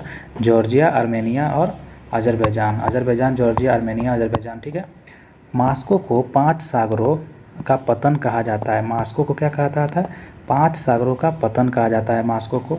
और ये है कैस्पियन सागर, काला सागर, बाल्टिक सागर, श्वेत सागर और लडोगा झील। वाह झील, वाह, लडोगा झील। तो मास्को को हम लोग 5 सागरों का पतन कहते हैं। और ये कैस्पियन सागर, काला सागर, बाल्टिक सागर, श्वेत और लडोगा झील। 1 2 3 4 5 हो गया ना, 5 सागर। कैस्पियन सागर हो गया, काला सागर हो गया, बाल्टिक सागर हो गया, श्वेत सागर हो गया और लडोगा झील भी हो जाएगा। ये मास्को को कहते हैं हम लोग 5 सागरों का पतन। 5 सागरों का पतन। एंटवर्म देखें, एंटवर्म देखते हैं। एंटवर्म क्या है? एंटवर्प बेल्जियम विश्व का हीरा व्यापार का सबसे बड़ा केंद्र है। विश्व का हीरा व्यापार केंद्र सबसे बड़ा केंद्र कौन सा हो जाएगा? तो एंटवर्प हो जाएगा। क्या हो जाएगा? एंटवर्प हो जाएगा। क्या हो जाएगा? एंटवर्प, जो बेल्जियम है। एंटवर्प जो कि बेल्जियम में है। डोनेट ट्रस्ट यूक्रेन का सबसे बड़ा कोयला उत्पादक क्षेत्र है। डोनेट ट्रस्ट जो है, डोनेट ट्रस्ट यूक्रेन का सबसे बड़ा कोयला उत्पादक क्षेत्र है। यह यूक्रेन के पूर्वी भाग में स्थित है। यह यूक्रेन के किधर भाग है? तो यूक्रेन के पूर्वी भाग में स्थित है। डोनबास क्षेत्र भी कहा जाता है इसको, डोनबास क्षेत्र भी कहा जाता है। चलिए अब अफ्रीका के बारे में देखते हैं। अफ्रीका के बारे में देखते हैं दोस्तों। अफ्रीका से देख रहे थे दोस्तों, है ना। विश्व का दूसरा सबसे बड़ा महाद्वीप है अफ्रीका। दूसरा सबसे बड़ा महाद्वीप कौन सा हो जाएगा? अफ्रीका हो जाएगा। एशिया के बाद अफ्रीका ही हो जाता है दूसरा सबसे बड़ा महाद्वीप, जो जिब्राल्टर जल संधि द्वारा यूरोप से अलग होता है, ठीक ना। एशिया महाद्वीप जो है, सॉरी अफ्रीका महाद्वीप जो है जिब्राल्टर जल संधि के द्वारा यूरोप से अलग होता है। कौन सा? जिब्राल्टर जल संधि के द्वारा यूरोप से अलग होता है। इसके पूर्व में हिंद महासागर और पश्चिम में अटलांटिक महासागर है। अफ्रीका के पूर्व में हिंद महासागर है, हम लोग का महासागर हिंद महासागर है, और पश्चिम में अटलांटिक महासागर है। आप नक्शा में ध्यान इमेजिन करिएगा तो आपको बढ़िया से समझ में आएगा। इसे कॉन्टिनेंट ऑफ कॉन्ट्रास्ट भी कहते हैं। कॉन्टिनेंट ऑफ कॉन्ट्रास्ट भी कहते हैं। किसे? अफ्रीका को। अफ्रीका एकमात्र महाद्वीप है जिससे होकर विषुवत वृत्त लगभग मध्य भाग से होकर गुजरता है। कर्क वृत्त हो गया, मकर वृत्त हो गया, तीनों के तीनों गुजरता है अफ्रीका महाद्वीप से, ठीक ना। तीनों के तीनों पूछता है कि तीनों जो है कर्क, मकर और विषुवत वृत्त जो है 0 डिग्री वाला, ये जो है किस महाद्वीप से तीनों गुजरता है? तो अफ्रीका महाद्वीप से गुजरता है। अफ्रीका का सबसे बड़ी झील जो है विक्टोरिया झील है। अफ्रीका में है विक्टोरिया झील। कहाँ पर है विक्टोरिया झील? जो है अफ्रीका में है, ध्यान रखिएगा। और विषुवत रेखा गुजरती है, ठीक ना। विषुवत रेखा भी गुजरती है। इससे विश्व का सबसे लंबी नदी नील नदी है। विश्व का सबसे लंबी नदी नील नदी अफ्रीका में है। विश्व का सबसे लंबी नदी कौन सी नदी? नील नदी जो है वो अफ्रीका में है। और एशिया में देखे थे तो हम लोग यांगसी नदी थे चाइना में, लेकिन पूरा विश्व में देखा जाए तो नील नदी जो है सबसे लंबी नदी नील नदी है, जो कि कहाँ में देखने को मिलता है? अफ्रीका में देखने को मिल जाता है। जो सहारा रेगिस्तान से होते हुए भूमध्य सागर से जाकर गिरती है। जो सहारा रेगिस्तान है उसमें से होते हुए भूमध्य सागर में जाके गिर जाती है नील नदी। तो नील नदी का कहाँ पे जाके मिलती है? तो भूमध्य सागर में जाके गिर जाती है, ठीक है। अफ्रीका में बुशमैन कालाहारी जो है, पिग्मी कांगो बेसिन, बुद्धू सहारा मरुस्थल है में मिलने वाली प्रमुख आदिम जातियां है, ठीक ना। अफ्रीका में सहारा में पाई जाने वाली तुआरेंग जनजाति विदेशी पर्यटकों के लिए मार्गदर्शक के काम में आती है, ठीक ना। सहारा में पाई जाने वाली जो तुआरेंग जनजाति है वो विदेशी पर्यटकों के लिए मार्गदर्शक का काम करता है, ठीक ना। अब आगे देखते हैं 13 सितंबर 2012 ईस्वी को विश्व मौसम विज्ञान संगठन ने करीब 90 वर्षों से चले आ रहे अजीजियाई लीबिया के अधिकतम तापमान 58 डिग्री सेल्सियस के रिकॉर्ड को निरस्त कर दिया। 13 सितंबर 2012 को क्या हुआ था? विश्व मौसम विज्ञान संगठन ने करीब 90 वर्षों में चल रहे आ रहे थे, 90 वर्षों से आ रहा था। कौन सा? तो अल्जीरिया लीबिया के जो अधिकतम तापमान है 58 डिग्री सेल्सियस, कहाँ का? अजीजिया लीबिया में जो है इसका रिकॉर्ड था 58 डिग्री सेल्सियस का, इसको भी निरस्त कर दिया। अब जिसके कारण अब विश्व का सबसे गर्म स्थान जो बन गया है वो ग्रीनलैंड जो है, रेच मृत्य घाटी कैलिफोर्निया बन गया है। कहाँ बन गया है? ग्रीनलैंड रैच मृत्य घाटी कैलिफोर्निया, जो कि यूएसए में है, ये हो गया है, ठीक ना। जिसका तापमान जो हो गया है 56.7 डिग्री सेल्सियस हो गया है। जिसका तापमान 10 जुलाई 1913 को किया गया था। तो कमे ना है यार, 58 डिग्री सेल्सियस तो कमे ना है, क्या दिमाग ख़राब कर देता है। 56.7 डिग्री सेल्सियस कर दिया गया है। मतलब इसको गलत था तो इसको गलत रिकॉर्ड कर दिया गया था। अब उसको उसके जगह पे नया 56.7 डिग्री सेल्सियस रिकॉर्ड रखा गया है। ग्रीनलैंड रेंज मृत्य घाटी कैलिफोर्निया का टेम्परेचर। चलिए, अमेरिका है, कुछ करवा सकता है। अफ्रीका की कांगो नदी जो है विषुवत रेखा की और लिम्पोपो नदी मकर रेखा को 2 बार काटती है। देखिए जो मकर रेखा है, भारत यहाँ पे ऊपर कर्क रेखा, नीचे मकर रेखा, तो ये जो मकर रेखा को कांगो नदी विषुवत रेखा को और लिम्पोपो नदी मकर रेखा को 2 बार काटती है। अफ्रीका की जो कांगो नदी है, अफ्रीका यहाँ पे है, अफ्रीका की जो कांगो नदी है विषुवत रेखा को अफ्रीका की जो कांगो नदी है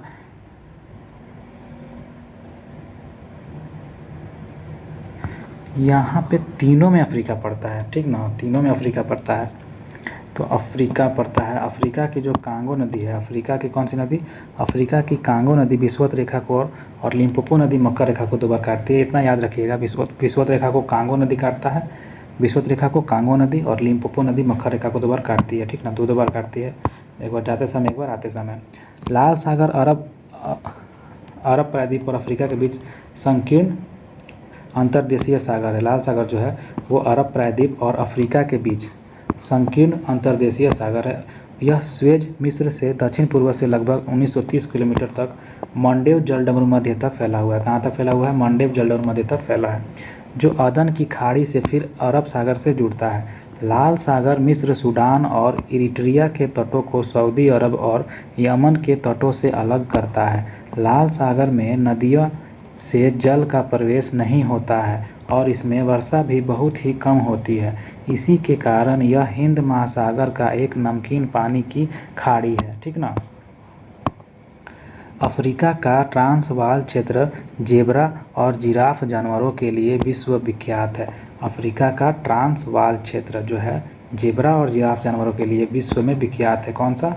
ट्रांसवाल क्षेत्र जो अफ्रीका का है। यहाँ पे जेब्रा जिराफ जानवर के लिए बहुत ज़्यादा फेमस है जगह।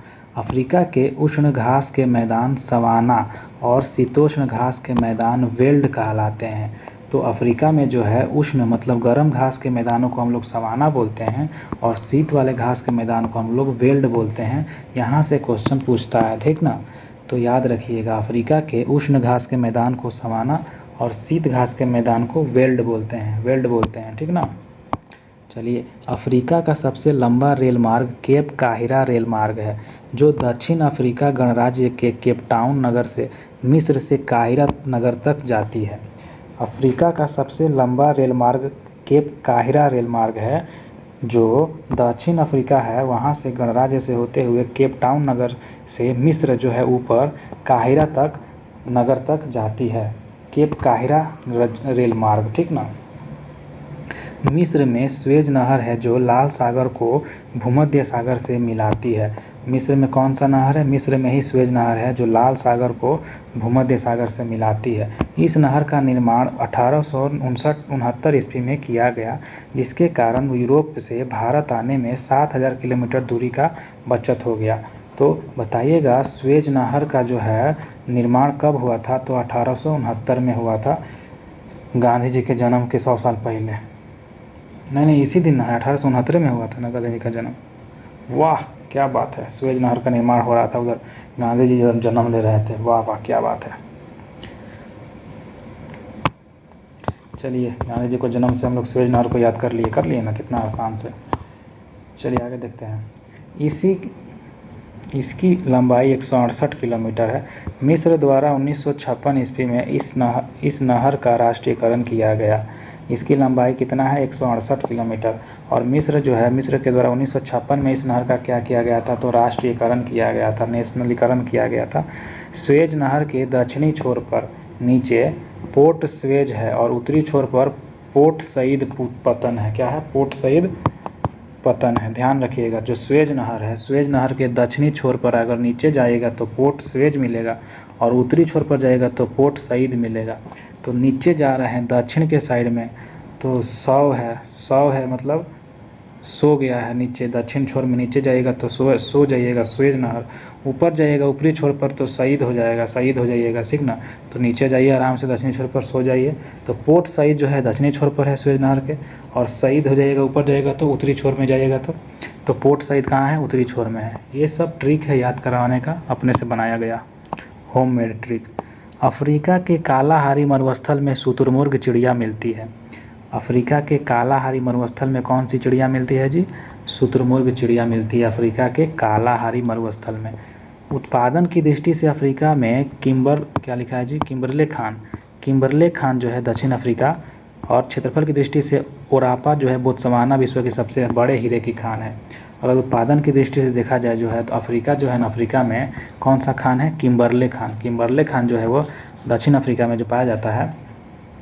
और क्षेत्रफल की दृष्टि से देखा जाए जो ओरापा जो है वो बोत्सवाना में पाया जाता है। विश्व के सबसे बड़े बड़े हीरे की खान है वो किम्बरले खान और ओरापा खान। किम्बरले खान दक्षिण अफ्रीका में है और ओरापा जो है वो बोत्सवाना में है, ठीक ना। ये सारा अफ्रीका महाद्वीप में पड़ता है। विश्व का सबसे विशाल हीरा जो है 3106 कैरेट का है, जो दक्षिण अफ्रीका के प्रीमियर खान से ही जनवरी 1905 ईस्वी को सर थॉमस कुलिनान ने खोजा था। बताइए, इतना बड़ा बड़ा कैरेट का हीरा मिला है। हम लोग अफ्रीका को गरीब देश बोलते हैं, दक्षिण अफ्रीका को। अच्छा अफ्रीका, चलिए आगे देखते हैं। दक्षिण अफ्रीका को हल्का में नहीं लेना है। तो विश्व का सबसे विशाल हीरा जो है 3106 कैरेट का जो है दक्षिण अफ्रीका की प्रीमियर खान से जनवरी 1905 ईस्वी को सर थॉमस कुलिनान ने खोजा था, इसलिए इसका नाम कुलिनान हीरा रखा गया। वाह, कुलिनान खोजा था तो इसका नाम कुलिनान हीरा रखा गया था, जो 3106 कैरेट का है। हम लोग 24 कैरेट का पहनते उड़ते हैं तो 22 कैरेट का मिलावटी रहता है। वहाँ यहाँ पे जो है 3106 कैरेट का क्या है? हीरा है, देख रहे हैं। अब कुलिनान हीरा इसका नाम रखा गया, क्यों? क्योंकि इसको सर थॉमस कुलिनान ने खोजा था। उत्तरी अफ्रीका में विश्व का सबसे विशाल मरुस्थल जो सहारा है। उत्तरी अफ्रीका में जाइएगा, अफ्रीका के ऊपर वाला हिस्सा में जो उत्तरी अफ्रीका बोला जाता है, विश्व का सबसे क्या है? विशाल मरुस्थल सहारा मरुस्थल वहाँ पे हम लोग देखने को मिलता है। तो सहारा मरुस्थल कहाँ है? अफ्रीका में है ना।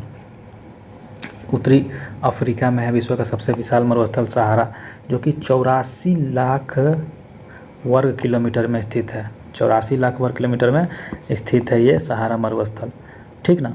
बाढ़ झील इस मरुस्थल में स्थित प्रमुख झील है। दक्षिण अफ्रीका में कालाहारी मरुस्थल है। दक्षिण अफ्रीका में क्या है? कालाहारी मरुस्थल कहाँ है? दक्षिण अफ्रीका में है। कालाहारी मरुस्थल दक्षिण अफ्रीका में है। टैफिला लेट मरुधान, क्षेत्रफल लगभग 13,000 किलोमीटर, मोरक्को में स्थित है। टैफिला लेट मरुधान कहाँ पे है? मोरक्को में स्थित है। एटलस पर्वत देखिए, एटलस पर्वत जो है उत्तरी पश्चिमी अफ्रीकी महाद्वीप में स्थित है। एटलस पर्वत यह जो है अल्जीरिया, ट्यूनीशिया और मोरक्को में 2500 किलोमीटर लंबाई में क्या होती है? विस्तारित होती है ना। तो कह रहा है कि एटलस पर्वत जो है यह उत्तरी पश्चिमी अफ्रीकी महाद्वीप में स्थित है और यह अल्जीरिया, ट्यूनीशिया व मोरक्को में 2500 किलोमीटर लंबाई में विस्तारित है। कितना? 2500 किलोमीटर लंबाई में विस्तारित है। यह एक नवीन वलित पर्वत का उदाहरण है, एटलस पर्वत, ठीक ना। और इसकी जो सर्वोच्च चोटी है माउंट टाउबकल है। क्या है? माउंट टाउबकल, क्या नाम है? माउंट टाउबकल, जो दक्षिण पश्चिमी मोरक्को में स्थित है, ठीक ना। जो दक्षिण पश्चिम कहाँ है? मोरक्को में स्थित है। आगे देखिएगा, एब्सिनी पठार अफ्रीका उत्तर पूर्वी भाग जो है हॉर्न ऑफ अफ्रीका में स्थित आर्कियन युग का संरचना है। यह पठार मुख्य रूप से इथोपिया में स्थित है। एबिनिसिया इथोपिया का पूर्व नाम इसी पठार के नाम पर पड़ा था। एबिनिसिया हो गया, इथोपिया हो गया, इसका पूर्व नाम जो है पूर्व नाम इसी पठार के नाम पर पड़ा था, एबिनिसिया इथोपिया।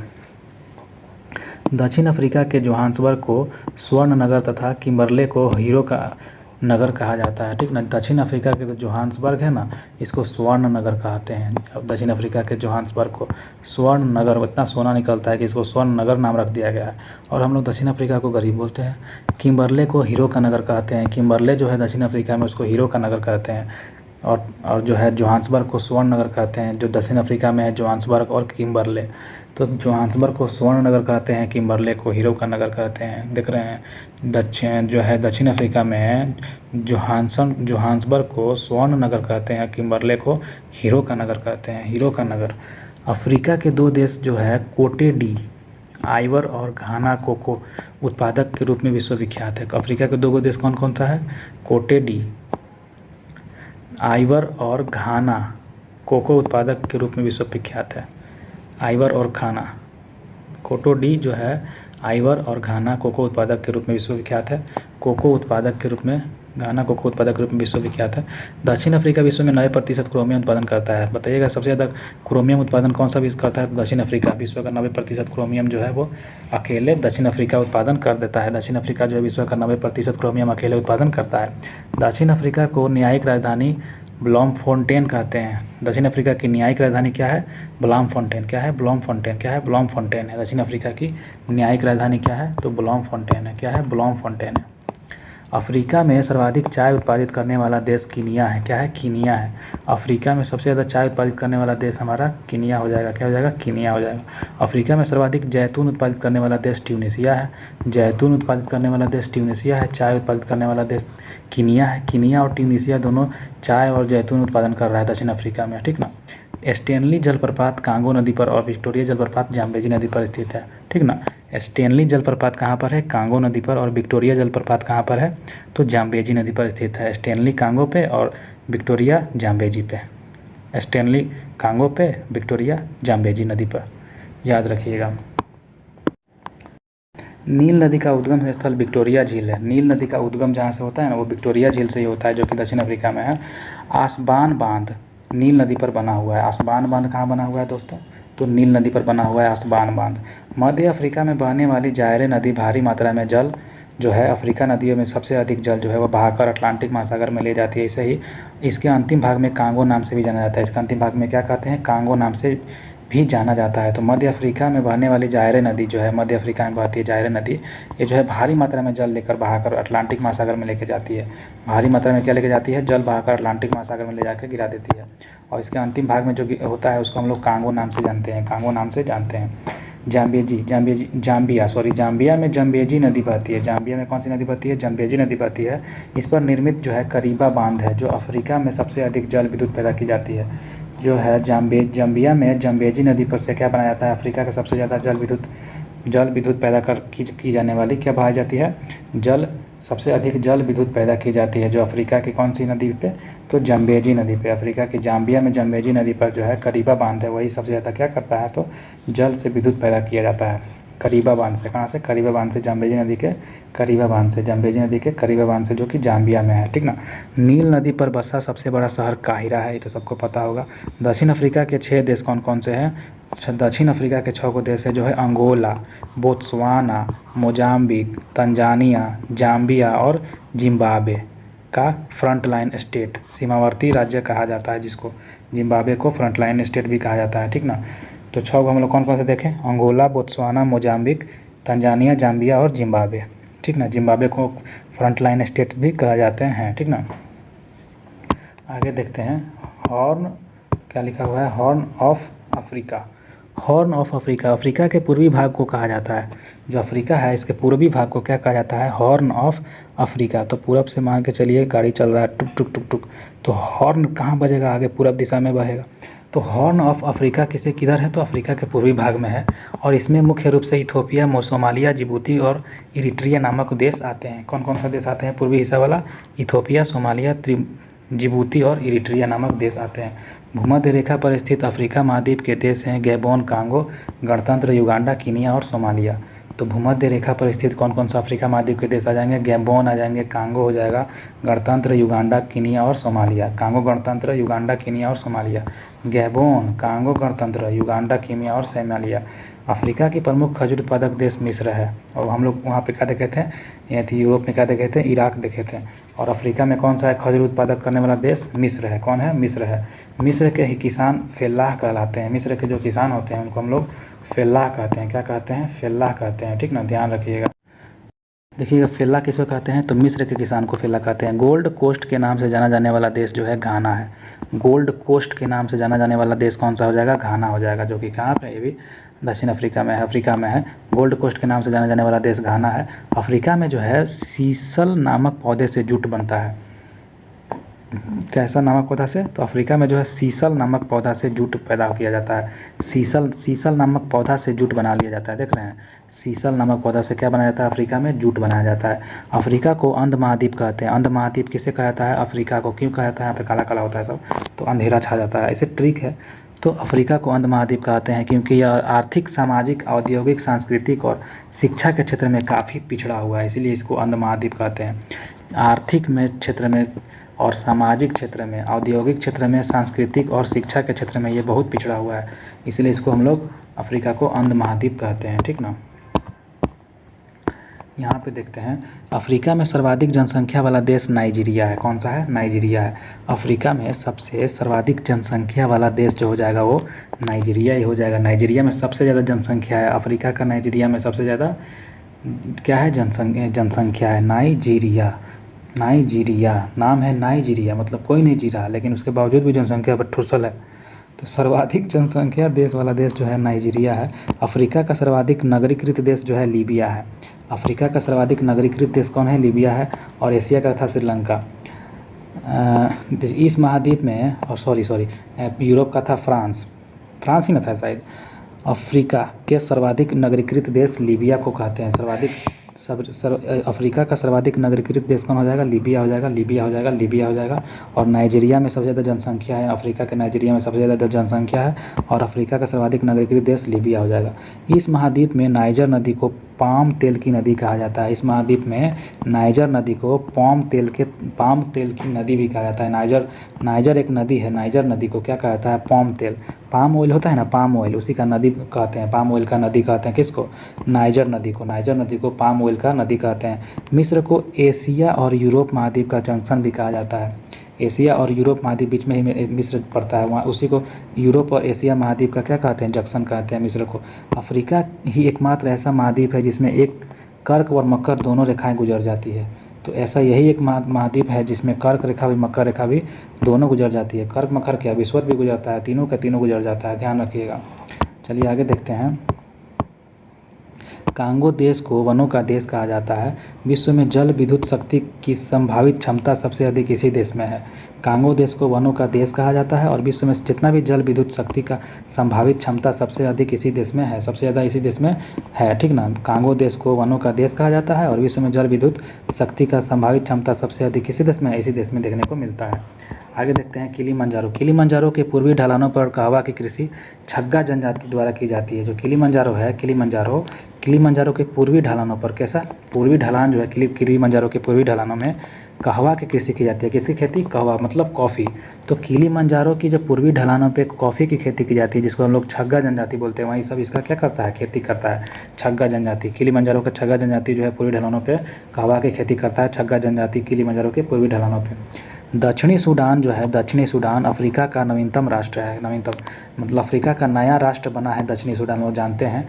जो यूएनओ का 193वां देश बना था, दक्षिणी सूडान, हम लोग देखे थे 9 जुलाई 2011 को यह स्वतंत्र राष्ट्र के रूप में अस्तित्व में आया था। 9 जुलाई 2011 में जो था यह स्वतंत्र राष्ट्र के रूप में अस्तित्व में आया था। कौन सा? तो दक्षिणी सूडान है ना, 2011 में आया था। इसे ईसाई बहुल देश के नाम से राजधानी जो है, देखिए इसे ईसाई बहुल देश की राजधानी जूबा है। इस ईसाई बहुल देश की राजधानी क्या है? जूबा है। तो पूछे दक्षिणी सूडान की राजधानी क्या है? दक्षिणी सूडान की राजधानी जो है जूबा है। क्या है? जूबा है। दक्षिणी सूडान की राजधानी क्या है? तो ये ईसाई बहुल देश है। क्या है? ईसाई बहुल देश है। इसमें ईसाई बहुत ज़्यादा है। ईसाई बहुल देश है दक्षिणी सूडान। यहाँ पे क्या है? तो इसकी राजधानी जूबा है। इसकी राजधानी क्या है? जूबा। दक्षिणी सूडान की राजधानी क्या है? 193वां देश है यूएनओ का, इसकी राजधानी जूबा है। चलिए अब देखते हैं उत्तरी अमेरिका, जो कि अब उत्तरी अमेरिका बहुत खास है ना। इसमें इशारा पड़ता है मैक्सिको, अमेरिका और कनाडा। तो उत्तरी अमेरिका हम लोग पढ़ते हैं। उत्तरी अमेरिका विश्व का तीसरा बड़ा महाद्वीप आता है। पहला एशिया, फिर अफ्रीका और फिर उत्तरी अमेरिका। तो यह महाद्वीप जो है पूरी तरह से उत्तरी और पश्चिमी गोलार्ध में स्थित है। उत्तर भी है और पश्चिम दिशा में भी है। भारत में देखा जाए तो उत्तरी अमेरिका महाद्वीप 3 महासागरों से घिरा हुआ है। उत्तर में तो आर्कटिक महासागर ऊपर है ही है, और पूरब में क्या है? पूरब में अटलांटिक महासागर है। पूरब साइड में अटलांटिक महासागर जो एस आकार का बना हुआ है। पश्चिम में प्रशांत महासागर है। पश्चिम साइड में देखा जाएगा तो बड़ा सा प्रशांत महासागर है। इसका जो क्षेत्रफल है 2,42,55,000 किलोमीटर स्क्वायर, 2,42,55,000 किलोमीटर स्क्वायर है इसका जो है क्षेत्रफल। 2,42,55 2,42,55,000 किलोमीटर स्क्वायर। उत्तरी अमेरिका जो है मध्य अमेरिका एवं कैरेबियन सागरीय क्षेत्र में कुल 29 देश हैं। उत्तरी अमेरिका, मध्य अमेरिका एवं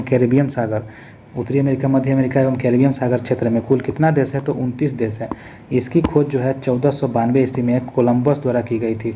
तो अमेरिका की खोज तो हम जानते भी, कोलंबस ने 1492 में किया था, कोलंबस किया था। और इसमें 29 को देश है। कितना देश है? उत्तरी अमेरिका, मध्य अमेरिका और कैरेबियन सागर जो होता है, इसमें कुल 29 को देश है। इसे नई दुनिया कहा जाता है। इसको नई दुनिया कहा था किसने? कोलंबस ने, ठीक ना। चलिए देखते हैं दोस्तों, सौर रेखा इस महादेश के मध्य से होकर गुजरती है, ठीक है ना। उत्तरी अमेरिका के मध्य से होकर गुजरती है। 100 डिग्री पश्चिमी देशांतर रेखा, याद कर लीजिएगा एग्जैक्ट कि तो सही बात है, पश्चिम में जाएगा ही देशांतर रेखा, लेकिन 100 डिग्री पे जाता है, ठीक ना। उत्तरी अमेरिका से मध्य में गुजरता है। उत्तरी अमेरिका का नाम जो है अमेरिगो वेस्पूची नामक साहसी यात्री जो था, इसी के नाम पर पड़ा था अमेरिका। अमेरिगो वेस्पूची के नाम पर जो था ये अमेरिका नाम पड़ा था, ठीक ना। दक्षिण अमेरिका से पनामा जल संधि से ये जुड़ता है। दक्षिण अमेरिका से कौन जल संधि से जुड़ता है? ये उत्तरी अमेरिका। दक्षिण अमेरिका से पनामा जल संधि से जुड़ता है, ठीक ना।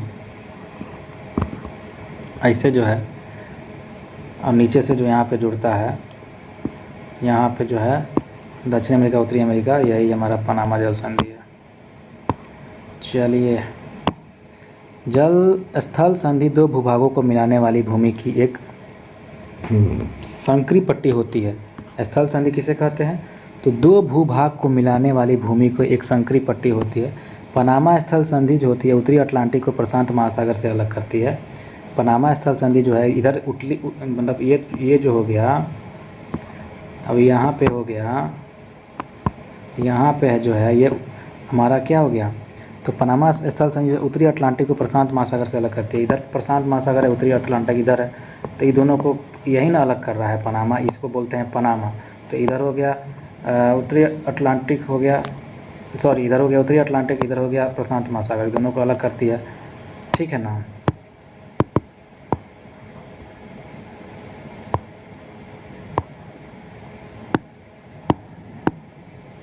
चलिए आगे देखते हैं।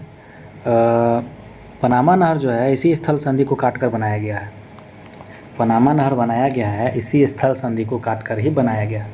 उत्तरी अमेरिका के मूल निवासियों में रेड इंडियन, एस्किमो और इन्यूट आते हैं। उत्तरी अमेरिका के मूल निवासियों में कौन कौन आते हैं? तो रेड इंडियन, एस्किमो और इन्यूट आते हैं। उत्तरी अमेरिका के मूल निवासी में रेड इंडियन आता है, एस्किमो आता है और इन्यूट आता है, ध्यान में रखिएगा। एस्किमो का घर बर्फ़ का बना होता है, आप लोग देखे होंगे बचपन में, जिसे इग्लू कहते थे। वे रेंडियर कुत्ते को उपयोग स्लेज गाड़ी को खींचने में करता है, जो गाड़ियाँ खींचता है कुत्ता, रेंडियर कुत्ता बर्फ़ पर वही। सील मछली की खाल और हड्डी से नाव बनाते हैं। सील की मछली की खाल से और हड्डी से क्या बनाते हैं? नाव बनाते हैं, जिसे हम लोग कयाक कहते हैं। उनका हथियार हारपून कहलाता है। उनका हथियार जो है क्या कहलाता है? हारपून कहलाता है, ठीक ना।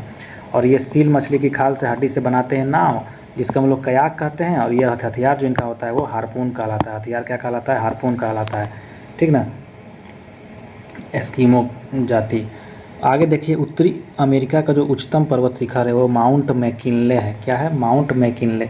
उत्तरी अमेरिका के उच्चतम पर्वत शिखर का नाम क्या है? माउंट मैकिनले है, जो कि 6194 मीटर है। कितना है? 6194 मीटर है। माउंट मैकिनले कहाँ है? उत्तरी अमेरिका में है माउंट मैकिनले। और ये जो है उत्तरी अमेरिका का उच्चतम पर्वत शिखर है माउंट मैकिनले, जो अलास्का में है। कहाँ पर है? अलास्का में है। अलास्का में है mount McKinley. Mount McKinley Alaska में है, उत्तरी अमेरिका में है ना। यह एक सक्रिय ज्वालामुखी है। माउंट मैकिनले कैसा ज्वालामुखी है? सक्रिय ज्वालामुखी। हम लोग याद किए थे, पीछे देखे थे ज्वालामुखी में कि यह एक सक्रिय ज्वालामुखी है। माउंट मैकिनले जो है अलास्का में है। उत्तरी अमेरिका के पूर्वी तट पर देखा जाए तो न्यू फाउंडलैंड के दक्षिण पश्चिमी तटीय भाग को ग्रैंड बैंक कहते हैं। जो उत्तरी अमेरिका के पूर्वी तट है उस पर न्यू फाउंडलैंड है। इसके दक्षिण पश्चिम तट भाग को क्या कहते हैं? ग्रैंड बैंक कहते हैं। यह मत्स्य पालन का प्रमुख केंद्र है। यह मत्स्य पालन का क्या है? तो मत्स्य पालन का प्रमुख केंद्र होता है, ठीक ना। मछली पालन करने का एक मेन केंद्र है। न्यू फाउंडलैंड के पश्चिमी तटीय भाग को जो ग्रैंड बैंक कहते हैं, ये कहाँ है? उत्तरी अमेरिका के पूर्वी तट पर है, ठीक ना। चलिए आगे देखते हैं। कनाडा की तटीय रेखा की लंबाई विश्व में सबसे अधिक है। तट रेखा की सबसे लंबाई किसकी है? कनाडा की। और इसकी जो लंबाई है 2,02,080 किलोमीटर है। पूरब में अटलांटिक महासागर के साथ, पश्चिम में प्रशांत महासागर के साथ एवं उत्तर में आर्कटिक महासागर के साथ इसकी तटरेखा लगती है कनाडा की। तटरेखा की लंबाई के मामले में दूसरा स्थान नॉर्वे का आ जाता है। तटरेखा की लंबाई के मामले में दूसरा स्थान किसका आ जाता है? नॉर्वे का आ जाता है। पहला स्थान कनाडा का है, ये है, और दूसरा नॉर्वे का बन गया है। अब आगे देखते हैं। संयुक्त राज्य अमेरिका के दक्षिण पूर्वी तट, मैक्सिको की जो खाड़ी है, पर चलने वाले चक्रवात को हरिकेन और टोर्नेडो कहलाते हैं। मतलब कि संयुक्त राज्य अमेरिका के जो दक्षिण पूर्वी तट है, नीचे वाला जो हिस्सा है अमेरिका का, जिसको मैक्सिको है, मैक्सिको की खाड़ी कहते हैं, वहाँ पे चलने वाली चक्रवात को क्या कहते हैं? हरिकेन और टोर्नेडो। क्या कहते हैं? हरिकेन और टोर्नेडो कहते हैं। जो मैक्सिको की खाड़ी है, वहाँ पे दक्षिण पूर्वी तट पे अमेरिका के, संयुक्त राज्य अमेरिका के दक्षिण पूर्वी तट पे जो मैक्सिको की खाड़ी है, वहाँ पे चलने वाले चक्रवात को क्या कहते हैं? हरिकेन और टाइफून। सॉरी टाइफून तो चाइना हो जाएगा। हरिकेन और टोर्नेडो, हरिकेन और टोर्नेडो, हरिकेन और टोर्नेडो, हरिकेन और टोर्नेडो। उत्तरी अमेरिका के शीतोष्ण घास के मैदान को प्रेयरी कहते हैं, हम लोग पीछे भी पढ़े थे। यूएसए का जो है डेट्रॉयट, डेट्रॉयट जो है यह कार उद्योग का प्रमुख केंद्र है। यूएसए का डेट्रॉयट क्या है? डेट्रॉयट में क्या बनता है? कार बनता है। क्या बनता है यूएसए का डेट्रॉयट में? कार बनता है। और एक्रोन, एक्रोन विश्व का सबसे बड़ा सिंथेटिक रबड़ है। एक्रोन क्या है? तो विश्व में सबसे ज़्यादा सिंथेटिक रबड़ है और टायर बनाने का केंद्र है यहाँ पे। कहाँ पे? यूएसए के डेट्रॉयट में। कार उद्योग का प्रमुख केंद्र है और एक्रोन का विश्व का सबसे बड़ा सिंथेटिक रबड़ जो कि टायर बनाने का केंद्र है हमारा, कहाँ पे? यूएसए का डेट्रॉयट में। सॉरी देखिए, यूएसए का जो डेट्रॉयट में उद्योग में कार बनाया जाता है, ठीक ना। और एक्रोन जो है यह विश्व का सबसे बड़ा सिंथेटिक रबड़ वाला जगह है। एक्रोन, एक्रोन जो है यूएसए का विश्व का सबसे अधिक सिंथेटिक रबड़ बनाता है, जो कि टायर बनाने का काम में आता है। एक्रोन में क्या बनता है? रबड़ बनता है, टायर बनता है। और डेट्रॉयट में क्या बनता है? कार उद्योग होता है। डेट्रॉयट में क्या होता है? कार उद्योग होता है। ये दोनों कहाँ पे है? तो यूएसए में ही है। कनाडा का जो है मॉन्ट्रियल कागज़ उद्योग के लिए विश्व प्रसिद्ध है। कनाडा का जो मॉन्ट्रियल क्या है? कागज़ उद्योग के लिए विश्व में प्रसिद्ध है। मॉन्ट्रियल कागज़ उद्योग कहाँ पे है? कनाडा में है। कनाडा विश्व में सर्वाधिक कागज़ उत्पादित करने वाला देश है। कनाडा जो है विश्व में सर्वाधिक कागज़ उत्पादन करने वाला देश है। ये क्यों दिया है इसमें? तो क्योंकि उत्तरी अमेरिका में आता है कनाडा, संयुक्त राज्य अमेरिका और मेक्सिको, तीनों आता है ना उत्तरी अमेरिका में। तो इसीलिए कनाडा के बारे में दिया है कि कनाडा जो है मॉन्ट्रियल कागज़ उद्योग के लिए विश्व में प्रसिद्ध है। और कनाडा विश्व में सर्वाधिक कागज़ उत्पादित करने वाला देश है। सबसे ज़्यादा उत्पादित करने वाला कौन सा हो जाएगा? कागज़, तो कनाडा हो जाएगा। लेकिन सबसे पहले कौन कागज़ उत्पादन किया था? तो चाइना किया था बबुआ। किताब चाइना ही उद्घाटन किया था।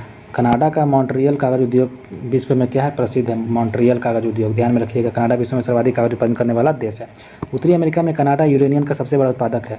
उत्तरी अमेरिका में देखा जाए जो कनाडा है ना, कनाडा ये यूरेनियम सबसे ज़्यादा उत्पादन करता है। यूरेनियम भी सबसे ज़्यादा उत्पादित करता है। कागज़ के साथ साथ यूरेनियम जो है ये भी उत्पादन करता है कनाडा, और एवं निर्यातक देश भी है। कनाडा यूरेनियम का उत्पादन भी कर देता है और निर्यात भी कर देता है। विश्व में इसका दूसरा स्थान है। विश्व में प्रथम कौन है? कजाकिस्तान। तो यूरेनियम का सबसे बड़ा उत्पादक एवं निर्यातक देश है कनाडा, और विश्व में इसका दूसरा स्थान है। विश्व में प्रथम कजाकिस्तान है। चलिए आगे देखते हैं। कजाकिस्तान भी है यूरेनियम उत्पादन करने में। संसार में सीसा और जस्ते का सबसे बड़ा भंडार ब्रिटिश कोलंबिया कनाडा में है। सीसा और जस्ता सबसे बड़ा भंडार जो है ब्रिटिश कोलंबिया कनाडा में ही है। ब्रिटिश कोलंबिया जो है कनाडा में स्थित है। सीसा और जस्ते का सबसे बड़ा भंडार ब्रिटिश कोलंबिया कनाडा में है। यहाँ का सुलिवान खान जो है, सुलिवान खान विश्व का सबसे बड़ी सीसा जस्ता खान है। यहाँ का जो सुलिवान खान है विश्व का सबसे बड़ा क्या है? यहाँ का सुलिवान खान जो है विश्व का सबसे बड़ी सीसा जस्ता खान है। क्या है? सीसा जस्ता खान है। निर्माण प्रक्रिया में जस्ता और सीसा जो है समृद्ध रूप में मिलते हैं। यहाँ पे निर्माण प्रक्रिया में सीसा और जस्ता जो है, सीसा और जस्ता समृद्ध रूप में मिलते हैं, इसलिए इसे जुड़वा खनिज भी कहा जाता है। इसे क्या कहा जाता है? इसे जुड़वा खनिज भी कहा जाता है। सीसा और जस्ता यहाँ पे एक साथ मिलता है। कहाँ पे? तो सुलिवान खान में। विश्व का सबसे बड़ी सीसा जस्ता खान है जो कहाँ पे है? कनाडा में है। ध्यान रखिएगा, ब्रिटिश कोलंबिया वाला कनाडा में है। ब्रिटिश कोलंबिया वाला कनाडा में है, जहाँ पे सीसा जस्ता एक साथ मिलता है सुलिवान खान में, ठीक ना। यूएसए विश्व का सर्वाधिक मक्का उत्पादित करने वाला देश है। यूएसए में सबसे ज़्यादा मक्का उत्पादित किया जाता है। यहाँ पे क्वेश्चन आता है। विश्व में दूसरा सर्वाधिक सोयाबीन उत्पादन देश जो है संयुक्त राज्य अमेरिका ही है। तो मक्का हो गया, सोयाबीन हो गया, ये सब जो है कौन उत्पादन करता है? तो अमेरिका ही करता है। कौन करता है? अमेरिका ही करता है। क्यूबा द्वीप को गन्ने का प्रमुख उत्पादक होने के कारण चीनी का कटोरा कहा जाता है। चीनी का कटोरा किसे कहा जाता है? क्यूबा द्वीप को। किसे कहा जाता है? चीनी का कटोरा। क्यूबा द्वीप को गन्ने का प्रमुख उत्पादक होने के कारण इसको हम लोग चीनी का कटोरा कहते हैं। क्यूबा द्वीप को क्या कहते हैं? चीनी का कटोरा। क्यूबा द्वीप को क्या कहते हैं? चीनी का कटोरा। चीनी का कटोरा किसे कहते हैं? क्यूबा द्वीप को कहते हैं। आगे देखते हैं, जमैका केला उत्पादन के लिए एक विश्व प्रसिद्ध है। जो जमैका है वो केला उत्पादन के लिए विश्व प्रसिद्ध है। केला उत्पादन के लिए कौन सा प्रसिद्ध है? जमैका। जमैका जो है केला उत्पादन करने के लिए विश्व प्रसिद्ध है। जमैका जो है केला उत्पादन के लिए विश्व प्रसिद्ध है जमैका। मैक्सिको का जो तट है कहवा की खेती के लिए उपयुक्त स्थल है। मैक्सिको का तट किस लिए प्रसिद्ध है? तो कॉफ़ी खेती के लिए सबसे ज़्यादा उपयुक्त है। कॉफ़ी खेती के लिए सबसे ज़्यादा उपयुक्त कौन है? तो मैक्सिको का जो तट है वहाँ पे कॉफ़ी की खेती सबसे ज़्यादा उपयुक्त होता है। मैक्सिको का तट पे है ना कॉफ़ी। उत्तरी अमेरिका का मैक्सिको जो है विश्व में सर्वाधिक चांदी उत्खनन करने वाला देश है, ठीक ना। मैक्सिको में सबसे ज़्यादा चांदी उत्खनन होता है, ध्यान में रखिएगा। संयुक्त राज्य अमेरिका के मोंटाना राज्य की बूटे खान विश्व की सबसे बड़ी तांबे की खान है। तो देखिए अमेरिका में तांबा होता है, मैक्सिको में चांदी होता है, तो अमेरिका में संयुक्त राज्य अमेरिका में जो है बूटे खान विश्व के सबसे ज़्यादा तांबा उत्पादन करता है। सबसे ज़्यादा तांबा के खान कहाँ पर है? बूटे खान में। कहाँ पे? बूटे खान। कहाँ पे? बूटे खान संयुक्त राज्य अमेरिका में मोंटाना राज्य में है। मोंटाना राज्य में है बूटे खान। मोंटाना राज्य में है बूटे खान। विश्व में सबसे बड़ी तांबे की खान है, संयुक्त राज्य अमेरिका में पाया जाता है। चलिए आगे देखते हैं, कनाडा का वुड बुफेलो नेशनल पार्क जो है कहाँ पर है? Would buffalo national park Canada में है। यह विश्व का सर्वाधिक बड़ा पार्क है। विश्व में का सर्वाधिक बड़ा पार्क कौन सा हो जाएगा? कनाडा का वुड बुफेलो नेशनल पार्क, जो उत्तरी अमेरिका महाद्वीप में स्थित है। कहाँ स्थित है? उत्तरी अमेरिका महाद्वीप में स्थित है वुड बुफेलो कनाडा पार्क, जो कनाडा में है। और यह अल्बर्टा प्रांत में स्थित है। अल्बर्टा प्रांत में स्थित है, उत्तरी अमेरिका महाद्वीप में स्थित है जो है कनाडा का वुड बुफेलो नेशनल पार्क। आगे देखते हैं, उत्तरी अमेरिका के न्यूयॉर्क सिटी में, उत्तरी अमेरिका में क्या है? एक न्यूयॉर्क सिटी है अमेरिका में, और ग्रांड सेंट्रल टर्मिनल विश्व का सबसे बड़ा स्टेशन है। ये जो है ग्रांड सेंट्रल टर्मिनल जो है ना विश्व का सबसे बड़ा क्या है? स्टेशन है। विश्व का सबसे बड़ा स्टेशन का नाम क्या है? तो ग्रांड सेंट्रल टर्मिनल कहाँ पर है? यह तो उत्तरी अमेरिका के न्यूयॉर्क सिटी में देखने को मिलता है, ठीक ना। संयुक्त राज्य अमेरिका में सूचना प्रौद्योगिकी का मुख्य केंद्र कैलिफोर्निया की सिलिकॉन घाटी है। संयुक्त राज्य अमेरिका में सूचना प्रौद्योगिकी का मुख्य केंद्र जो है वो कैलिफोर्निया की सिलिकॉन घाटी है, जो सांता क्लारा घाटी का एक भाग है। क्या भाग है? सांता क्लारा घाटी का एक भाग है और रॉकी पर्वतमाला के निकट अवस्थित है। रॉकी पर्वतमाला के निकट में अवस्थित है। सांता क्लारा घाटी का एक भाग है जो रॉकी पर्वतमाला के निकट अवस्थित है। तो संयुक्त राज्य अमेरिका में सूचना प्रौद्योगिकी का मुख्य केंद्र कैलिफोर्निया की सिलिकॉन घाटी है, जो सांता क्लारा घाटी का एक भाग है और रॉकी पर्वतमाला के निकट ये अवस्थित है, ठीक ना। विश्व की विख्यात मक्का मंडी संयुक्त राज्य अमेरिका के सेंट लुइस नगर में ही स्थित है। विश्व में विख्यात है कौन सा? तो मक्का मंडी जो है विश्व में विख्यात है और संयुक्त राज्य अमेरिका के सेंट लुइस पर्वत नगर में स्थित है। सेंट लुइस नगर में स्थित है क्या? मक्का मंडी। मक्का मंडी कहाँ पर स्थित है? तो मक्का मंडी जो स्थित है वो संयुक्त राज्य अमेरिका के सेंट लुइस नगर में विश्व विख्यात है। आगे देखते हैं, न्यूयॉर्क में स्थित American museum park natural history, American museum of natural history जो है विश्व में सबसे बड़ा क्या है? अजायब घर है। सबसे बड़ा अजायब घर कहाँ पे है? न्यूयॉर्क में। सबसे बड़ा अजायब घर कहाँ पे है? न्यूयॉर्क में है, जो American museum of natural history नाम से जाना जाता है। अजायब घर कहाँ पे है? न्यूयॉर्क में। उत्तरी अमेरिका में स्थित सुपीरियर झील जो है विश्व की सबसे बड़ी ताजे जल की झील है। सुपीरियर झील जो भी है ये भी उत्तरी अमेरिका में ही देखने को मिलता है, विश्व की सबसे बड़ी ताजे झील है। आगे देखते हैं यूएसए के पश्चिमी भाग में नमकीन पानी का झील जो ग्रेट साल्ट लेक स्थित है, यह यूएसए के यूटाह राज्य में स्थित है। कहाँ राज्य में है? तो यह यूएसए के यूटाह राज्य में स्थित है। यूएसए के पश्चिमी भाग में, किधर है? पश्चिमी भाग में नमकीन पानी का झील है। कैसा पानी का झील है? नमकीन पानी का झील है यूएसए के पश्चिमी भाग में, जो ग्रेट साल्ट लेक स्थित है। ग्रेट साल्ट का है ना, साल्ट लेक स्थित है यूएसए के पश्चिमी भाग में। नमकीन पानी की झील जो है ग्रेट साल्ट लेक स्थित है, यह यूएसए में यूटाह राज्य में स्थित है। यूटाह राज्य में स्थित है, याद रखिएगा। नमकीन पानी का झील कहाँ पर है? तो यूएसए में है, जिसको क्या नाम है? तो ग्रेट साल्ट, जो कहाँ पर स्थित है? ग्रेट साल्ट में स्थित है नमकीन पानी का झील, पश्चिमी भाग में है यूएसए के, और इसे जो है यूटाह राज्य भी कहते हैं। सेंट लॉरेंस नदी जो है, सेंट लॉरेंस नदी झीलों से मिलकर विश्व का सबसे लंबा जो है आंतरिक जलमार्ग बनाता है। सेंट लॉरेंस नदी जो है ये भी कहाँ पे है? सेंट लॉरेंस नदी उत्तरी अमेरिका में ही है और यह झीलों से मिलता है। जितना भी झील है इसी से बनता है, बन के विश्व का सबसे लंबा आंतरिक जलमार्ग बना लेता है। सबसे ज़्यादा अंदर का जो है जलमार्ग बना लेता है सेंट लॉरेंस नदी। सेंट लॉरेंस नदी जो है आंतरिक जलमार्ग बना लेता है अपने में, ठीक ना। और झील अपने में घुल मिल के ये क्या बना लेता है, आंतरिक जलमार्ग बना लेता है, सेंट लॉरेंस नदी, और झीलों से मिलकर ये विश्व का सबसे लंबा आंतरिक जलमार्ग बना लेता है। नियाग्रा जलप्रपात जो है ईरी और ओंटेरियो झील के मध्य स्थित है। नियाग्रा जलप्रपात कहाँ है, तो ईरी और ओंटेरियो झील के मध्य में स्थित है नियाग्रा जलप्रपात, ध्यान रखिएगा, ठीक ना। कनाडा एवं यूएसए के सीमा पर जो है नियाग्रा जलप्रपात है, ईरी और ओंटेरियो झील के मध्य में स्थित है। उत्तरी अमेरिका के पूर्वी तट पर लेब्राडोर ठंडी जलधारा है। उत्तरी अमेरिका के पूर्वी तट पर लेब्राडोर ठंडी जलधारा है। पूर्वी तट मतलब दायां साइड वाला जो है अमेरिका के, वहीं पर लेब्राडोर ठंडी जलधारा देखने को मिलता है। गल्फ स्ट्रीम गर्म जलधारा भी वहीं बहती है, ठीक ना। गल्फ स्ट्रीम गर्म जलधारा भी वहीं बहती है, जहाँ पे हम लोग देखते हैं कि जहाँ पे गर्म ठंडा मिलता है पानी, वहीं पे ना ज़्यादा मछली उत्पादित होता है। तो यहीं पे उत्तरी अमेरिका के पूर्वी तट पर हम लोग देखते हैं सबसे ज़्यादा अटलांटिक जो है, अटलांटिक महासागर में जहाँ पे लेब्राडोर ठंडी जलधारा और गल्फ़ का गर्म स्ट्रीम गर्म जलधारा दोनों जहाँ पे मिलता है, वहीं पे ज़्यादा मछली का उत्पादन होता है, मछली जहाँ पे उत्पादित होता है, गर्म ठंडा जहाँ पे मिलता है। विश्व में गेहूँ की मंडी के नाम से विख्यात जो है नगर वो है विनिपेग, कनाडा में है। विनिपेग कहाँ पे है, कनाडा में है। विश्व में गेहूं की मंडी के नाम से विख्यात नगर विनिपेग जो कि कनाडा में है। कहाँ पे है, कनाडा में है। उत्तरी अमेरिका के दो अंतर पर्वतीय पठार, उत्तरी अमेरिका के दो अंतर पर्वतीय पठार, कोलोरेडो पठार और मैक्सिको का पठार है। उत्तरी अमेरिका के दो अंतर पर्वतीय पठार है। दो अंतर पर्वतीय पठार कौन कौन से, तो कोलोरेडो का पठार है और मैक्सिको का पठार है। कोलोरेडो का पठार है और मैक्सिको का पठार है, ये दोनों जो हैं उत्तरी अमेरिका के दो अंतर पर्वतीय पठार है। अंतर पर्वतीय पठार समझ में आ रहा ना, अंतर पर्वतीय माने पर्वत के अंतर कर करके अंतर पर्वतीय पठार है जो कोलोरेडो का पठार और मैक्सिको का पठार है उत्तरी अमेरिका के।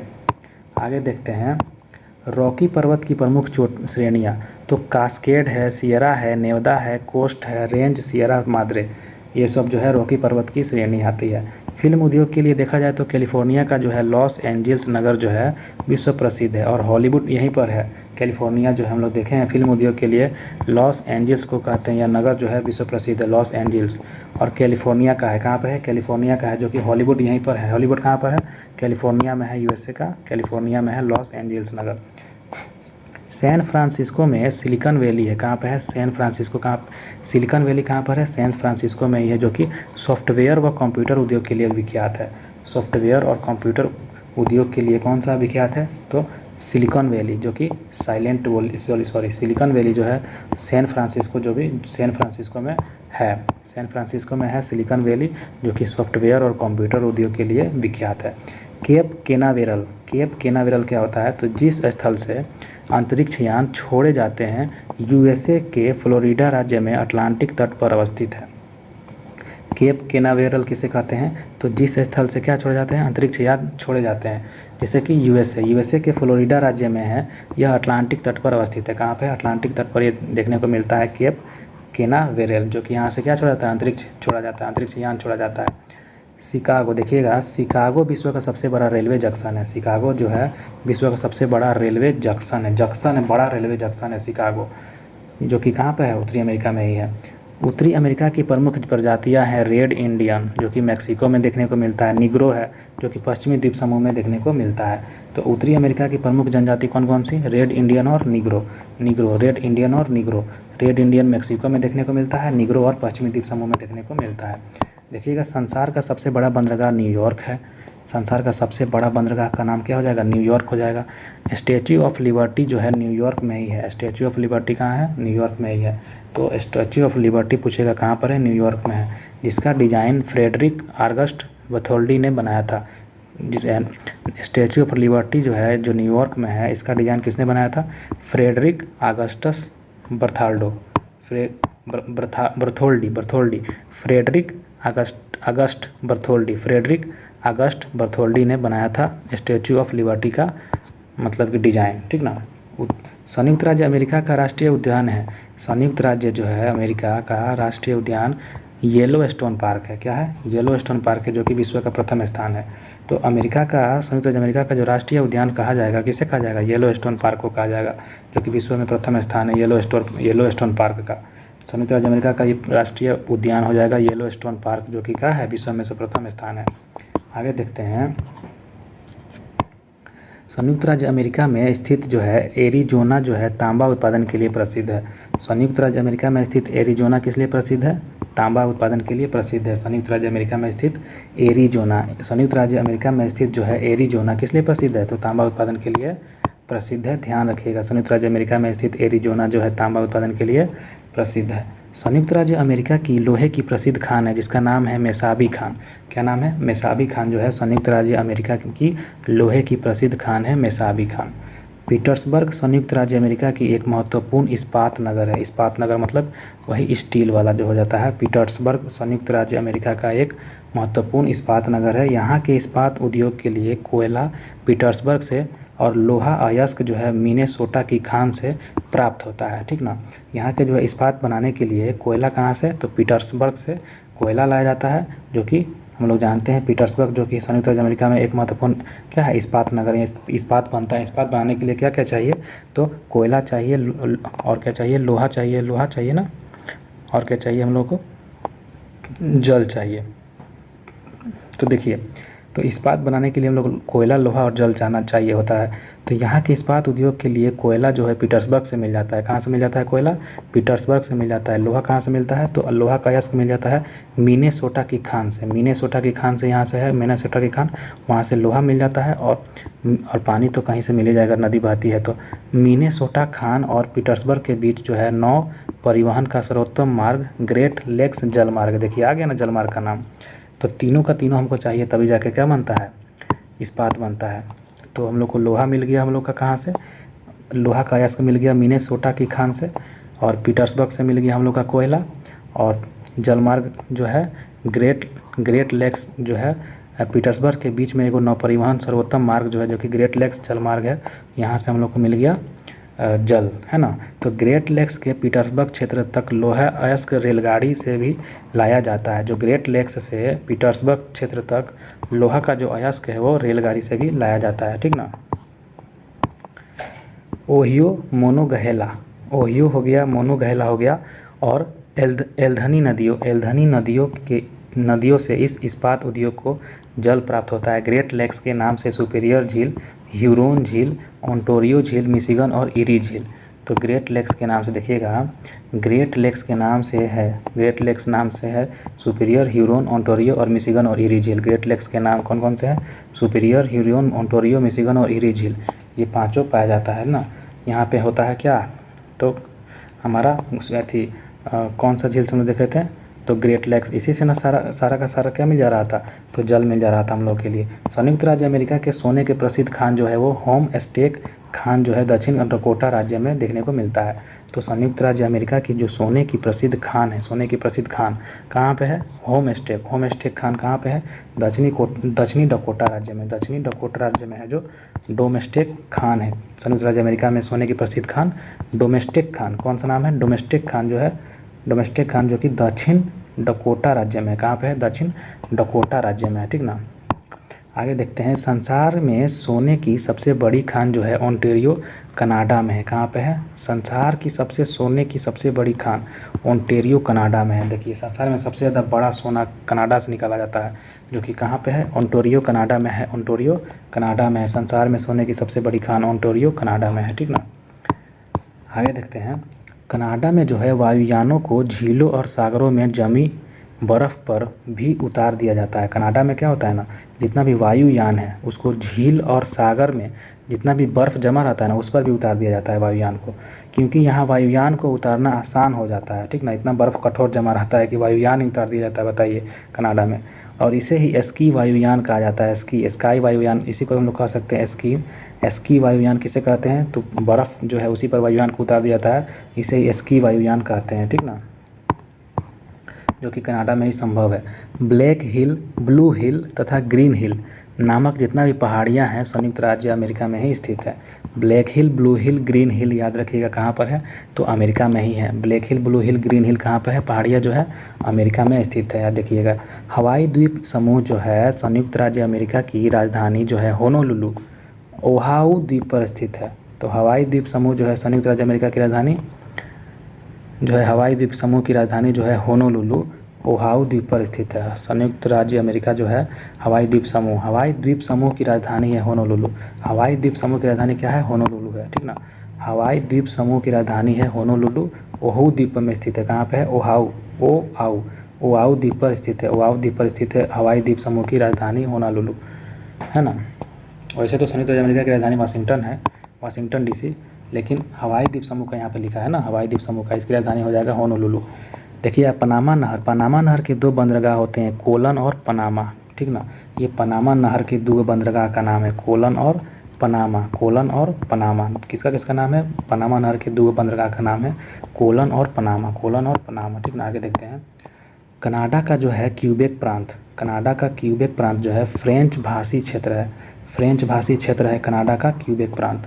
इसे देश के अंदर देश का दर्जा प्राप्त है। कनाडा का क्यूबेक प्रांत फ्रेंच भाषी क्षेत्र में है। इसे देश का अंदर के देश का दर्जा प्राप्त है। देश के अंदर ही देश का दर्जा मिला है इसको। किसे? तो कनाडा के क्यूबेक प्रांत को, जो फ्रेंच भाषी क्षेत्र है वो कनाडा के अंदर है, उसके देश के अंदर को देश का दर्जा दिया जाता है क्यूबेक प्रांत को। तो बहुत इंपॉर्टेंट है, बताइएगा क्यूबेक प्रांत कहाँ पर है? क्यूबेक देश कनाडा के देश के अंदर है, क्यूबेक देश, जो कि देश के अंदर देश का दर्जा इसको प्राप्त मिला हुआ है। स्पेशल है, बहुत मस्त है क्यूबेक प्रांत, है ना। और फ्रेंच भाषा यहाँ पे बोला जाता है, फ्रेंच भाषी क्षेत्र है। फ्रेंच मतलब फ्रांस, फ्रेंच भाषी क्षेत्र है। जनसंख्या की दृष्टि से देखा जाए तो उत्तरी अमेरिका का सबसे बड़ा नगर मैक्सिको सिटी है, ठीक ना। उत्तरी अमेरिका की सबसे बड़ा नगर मैक्सिको सिटी है। चलिए आगे देखते हैं। संयुक्त राज्य अमेरिका के दक्षिणी कैलिफोर्निया में स्थित मृतक घाटी, जिसको डेथ वैली बोलते हैं, अभिनति घाटी सिनसिलाइट वैली के उदाहरण है, ठीक ना। संयुक्त राज्य अमेरिका के दक्षिणी कैलिफोर्निया में स्थित कौन सा घाटी? मृतक घाटी जो है अभिनति घाटी के उदाहरण है। मृतक घाटी में ग्रीष्मकालीन तापमान 55 डिग्री से 56 डिग्री सेल्सियस तक पहुंच जाता है। मृतक घाटी में गर्मी के समय में टेम्परेचर कितना पहुंच जाता है? 55 से 56 डिग्री सेल्सियस पहुंच जाता है मृतक घाटी में। उत्तरी अमेरिका महाद्वीप के दक्षिणी हिस्से में कोई द्वीप समूह है जिन्हें वेस्टर्न आइसलैंड ग्रुप या फिर वेस्ट इंडीज कहा जाता है। देखिएगा ध्यान से, कह रहा है कि उत्तरी अमेरिका महाद्वीप के दक्षिणी हिस्सा में कई द्वीप समूह हैं, ठीक ना। उत्तरी अमेरिका आप लोग देखें, उसके एक महाद्वीप के दक्षिणी हिस्से में देखें छोटा छोटा द्वीप समूह देखने को मिलता है, ठीक ना, जिन्हें वेस्टर्न आइलैंड कहते हैं। क्या कहते हैं? वेस्टर्न आइलैंड, ठीक ना। वेस्टर्न आइलैंड ग्रुप कहते हैं या फिर वेस्ट इंडीज कहते हैं, ठीक ना। तो जो था कोलंबसवा जो आया था ना, सबसे पहले वही रुका था वेस्ट इंडीज हुआ, तो उसको पहले उसको खोज किया, फिर उधर से अमेरिका खोज कर लिया था। तो उसको लगा कि इंडिया है, तो उसको लगा कि अब आ गए हैं इंडीज, इसलिए इसका नाम पड़ गया वेस्ट इंडीज, ठीक ना। उसके बाद कोलंबसवा खोजा था अमेरिका को, तो यही है वेस्ट इंडीज, हम लोग देख लिए हैं, ठीक ना। तो चलिए दोस्तों, ख़त्म हो गए यहाँ तक, है ना। मिलते हैं नेक्स्ट पार्ट में। तो यहाँ तक आने के लिए धन्यवाद, बने रहिए मेरे साथ। Thank you, tata, bye bye.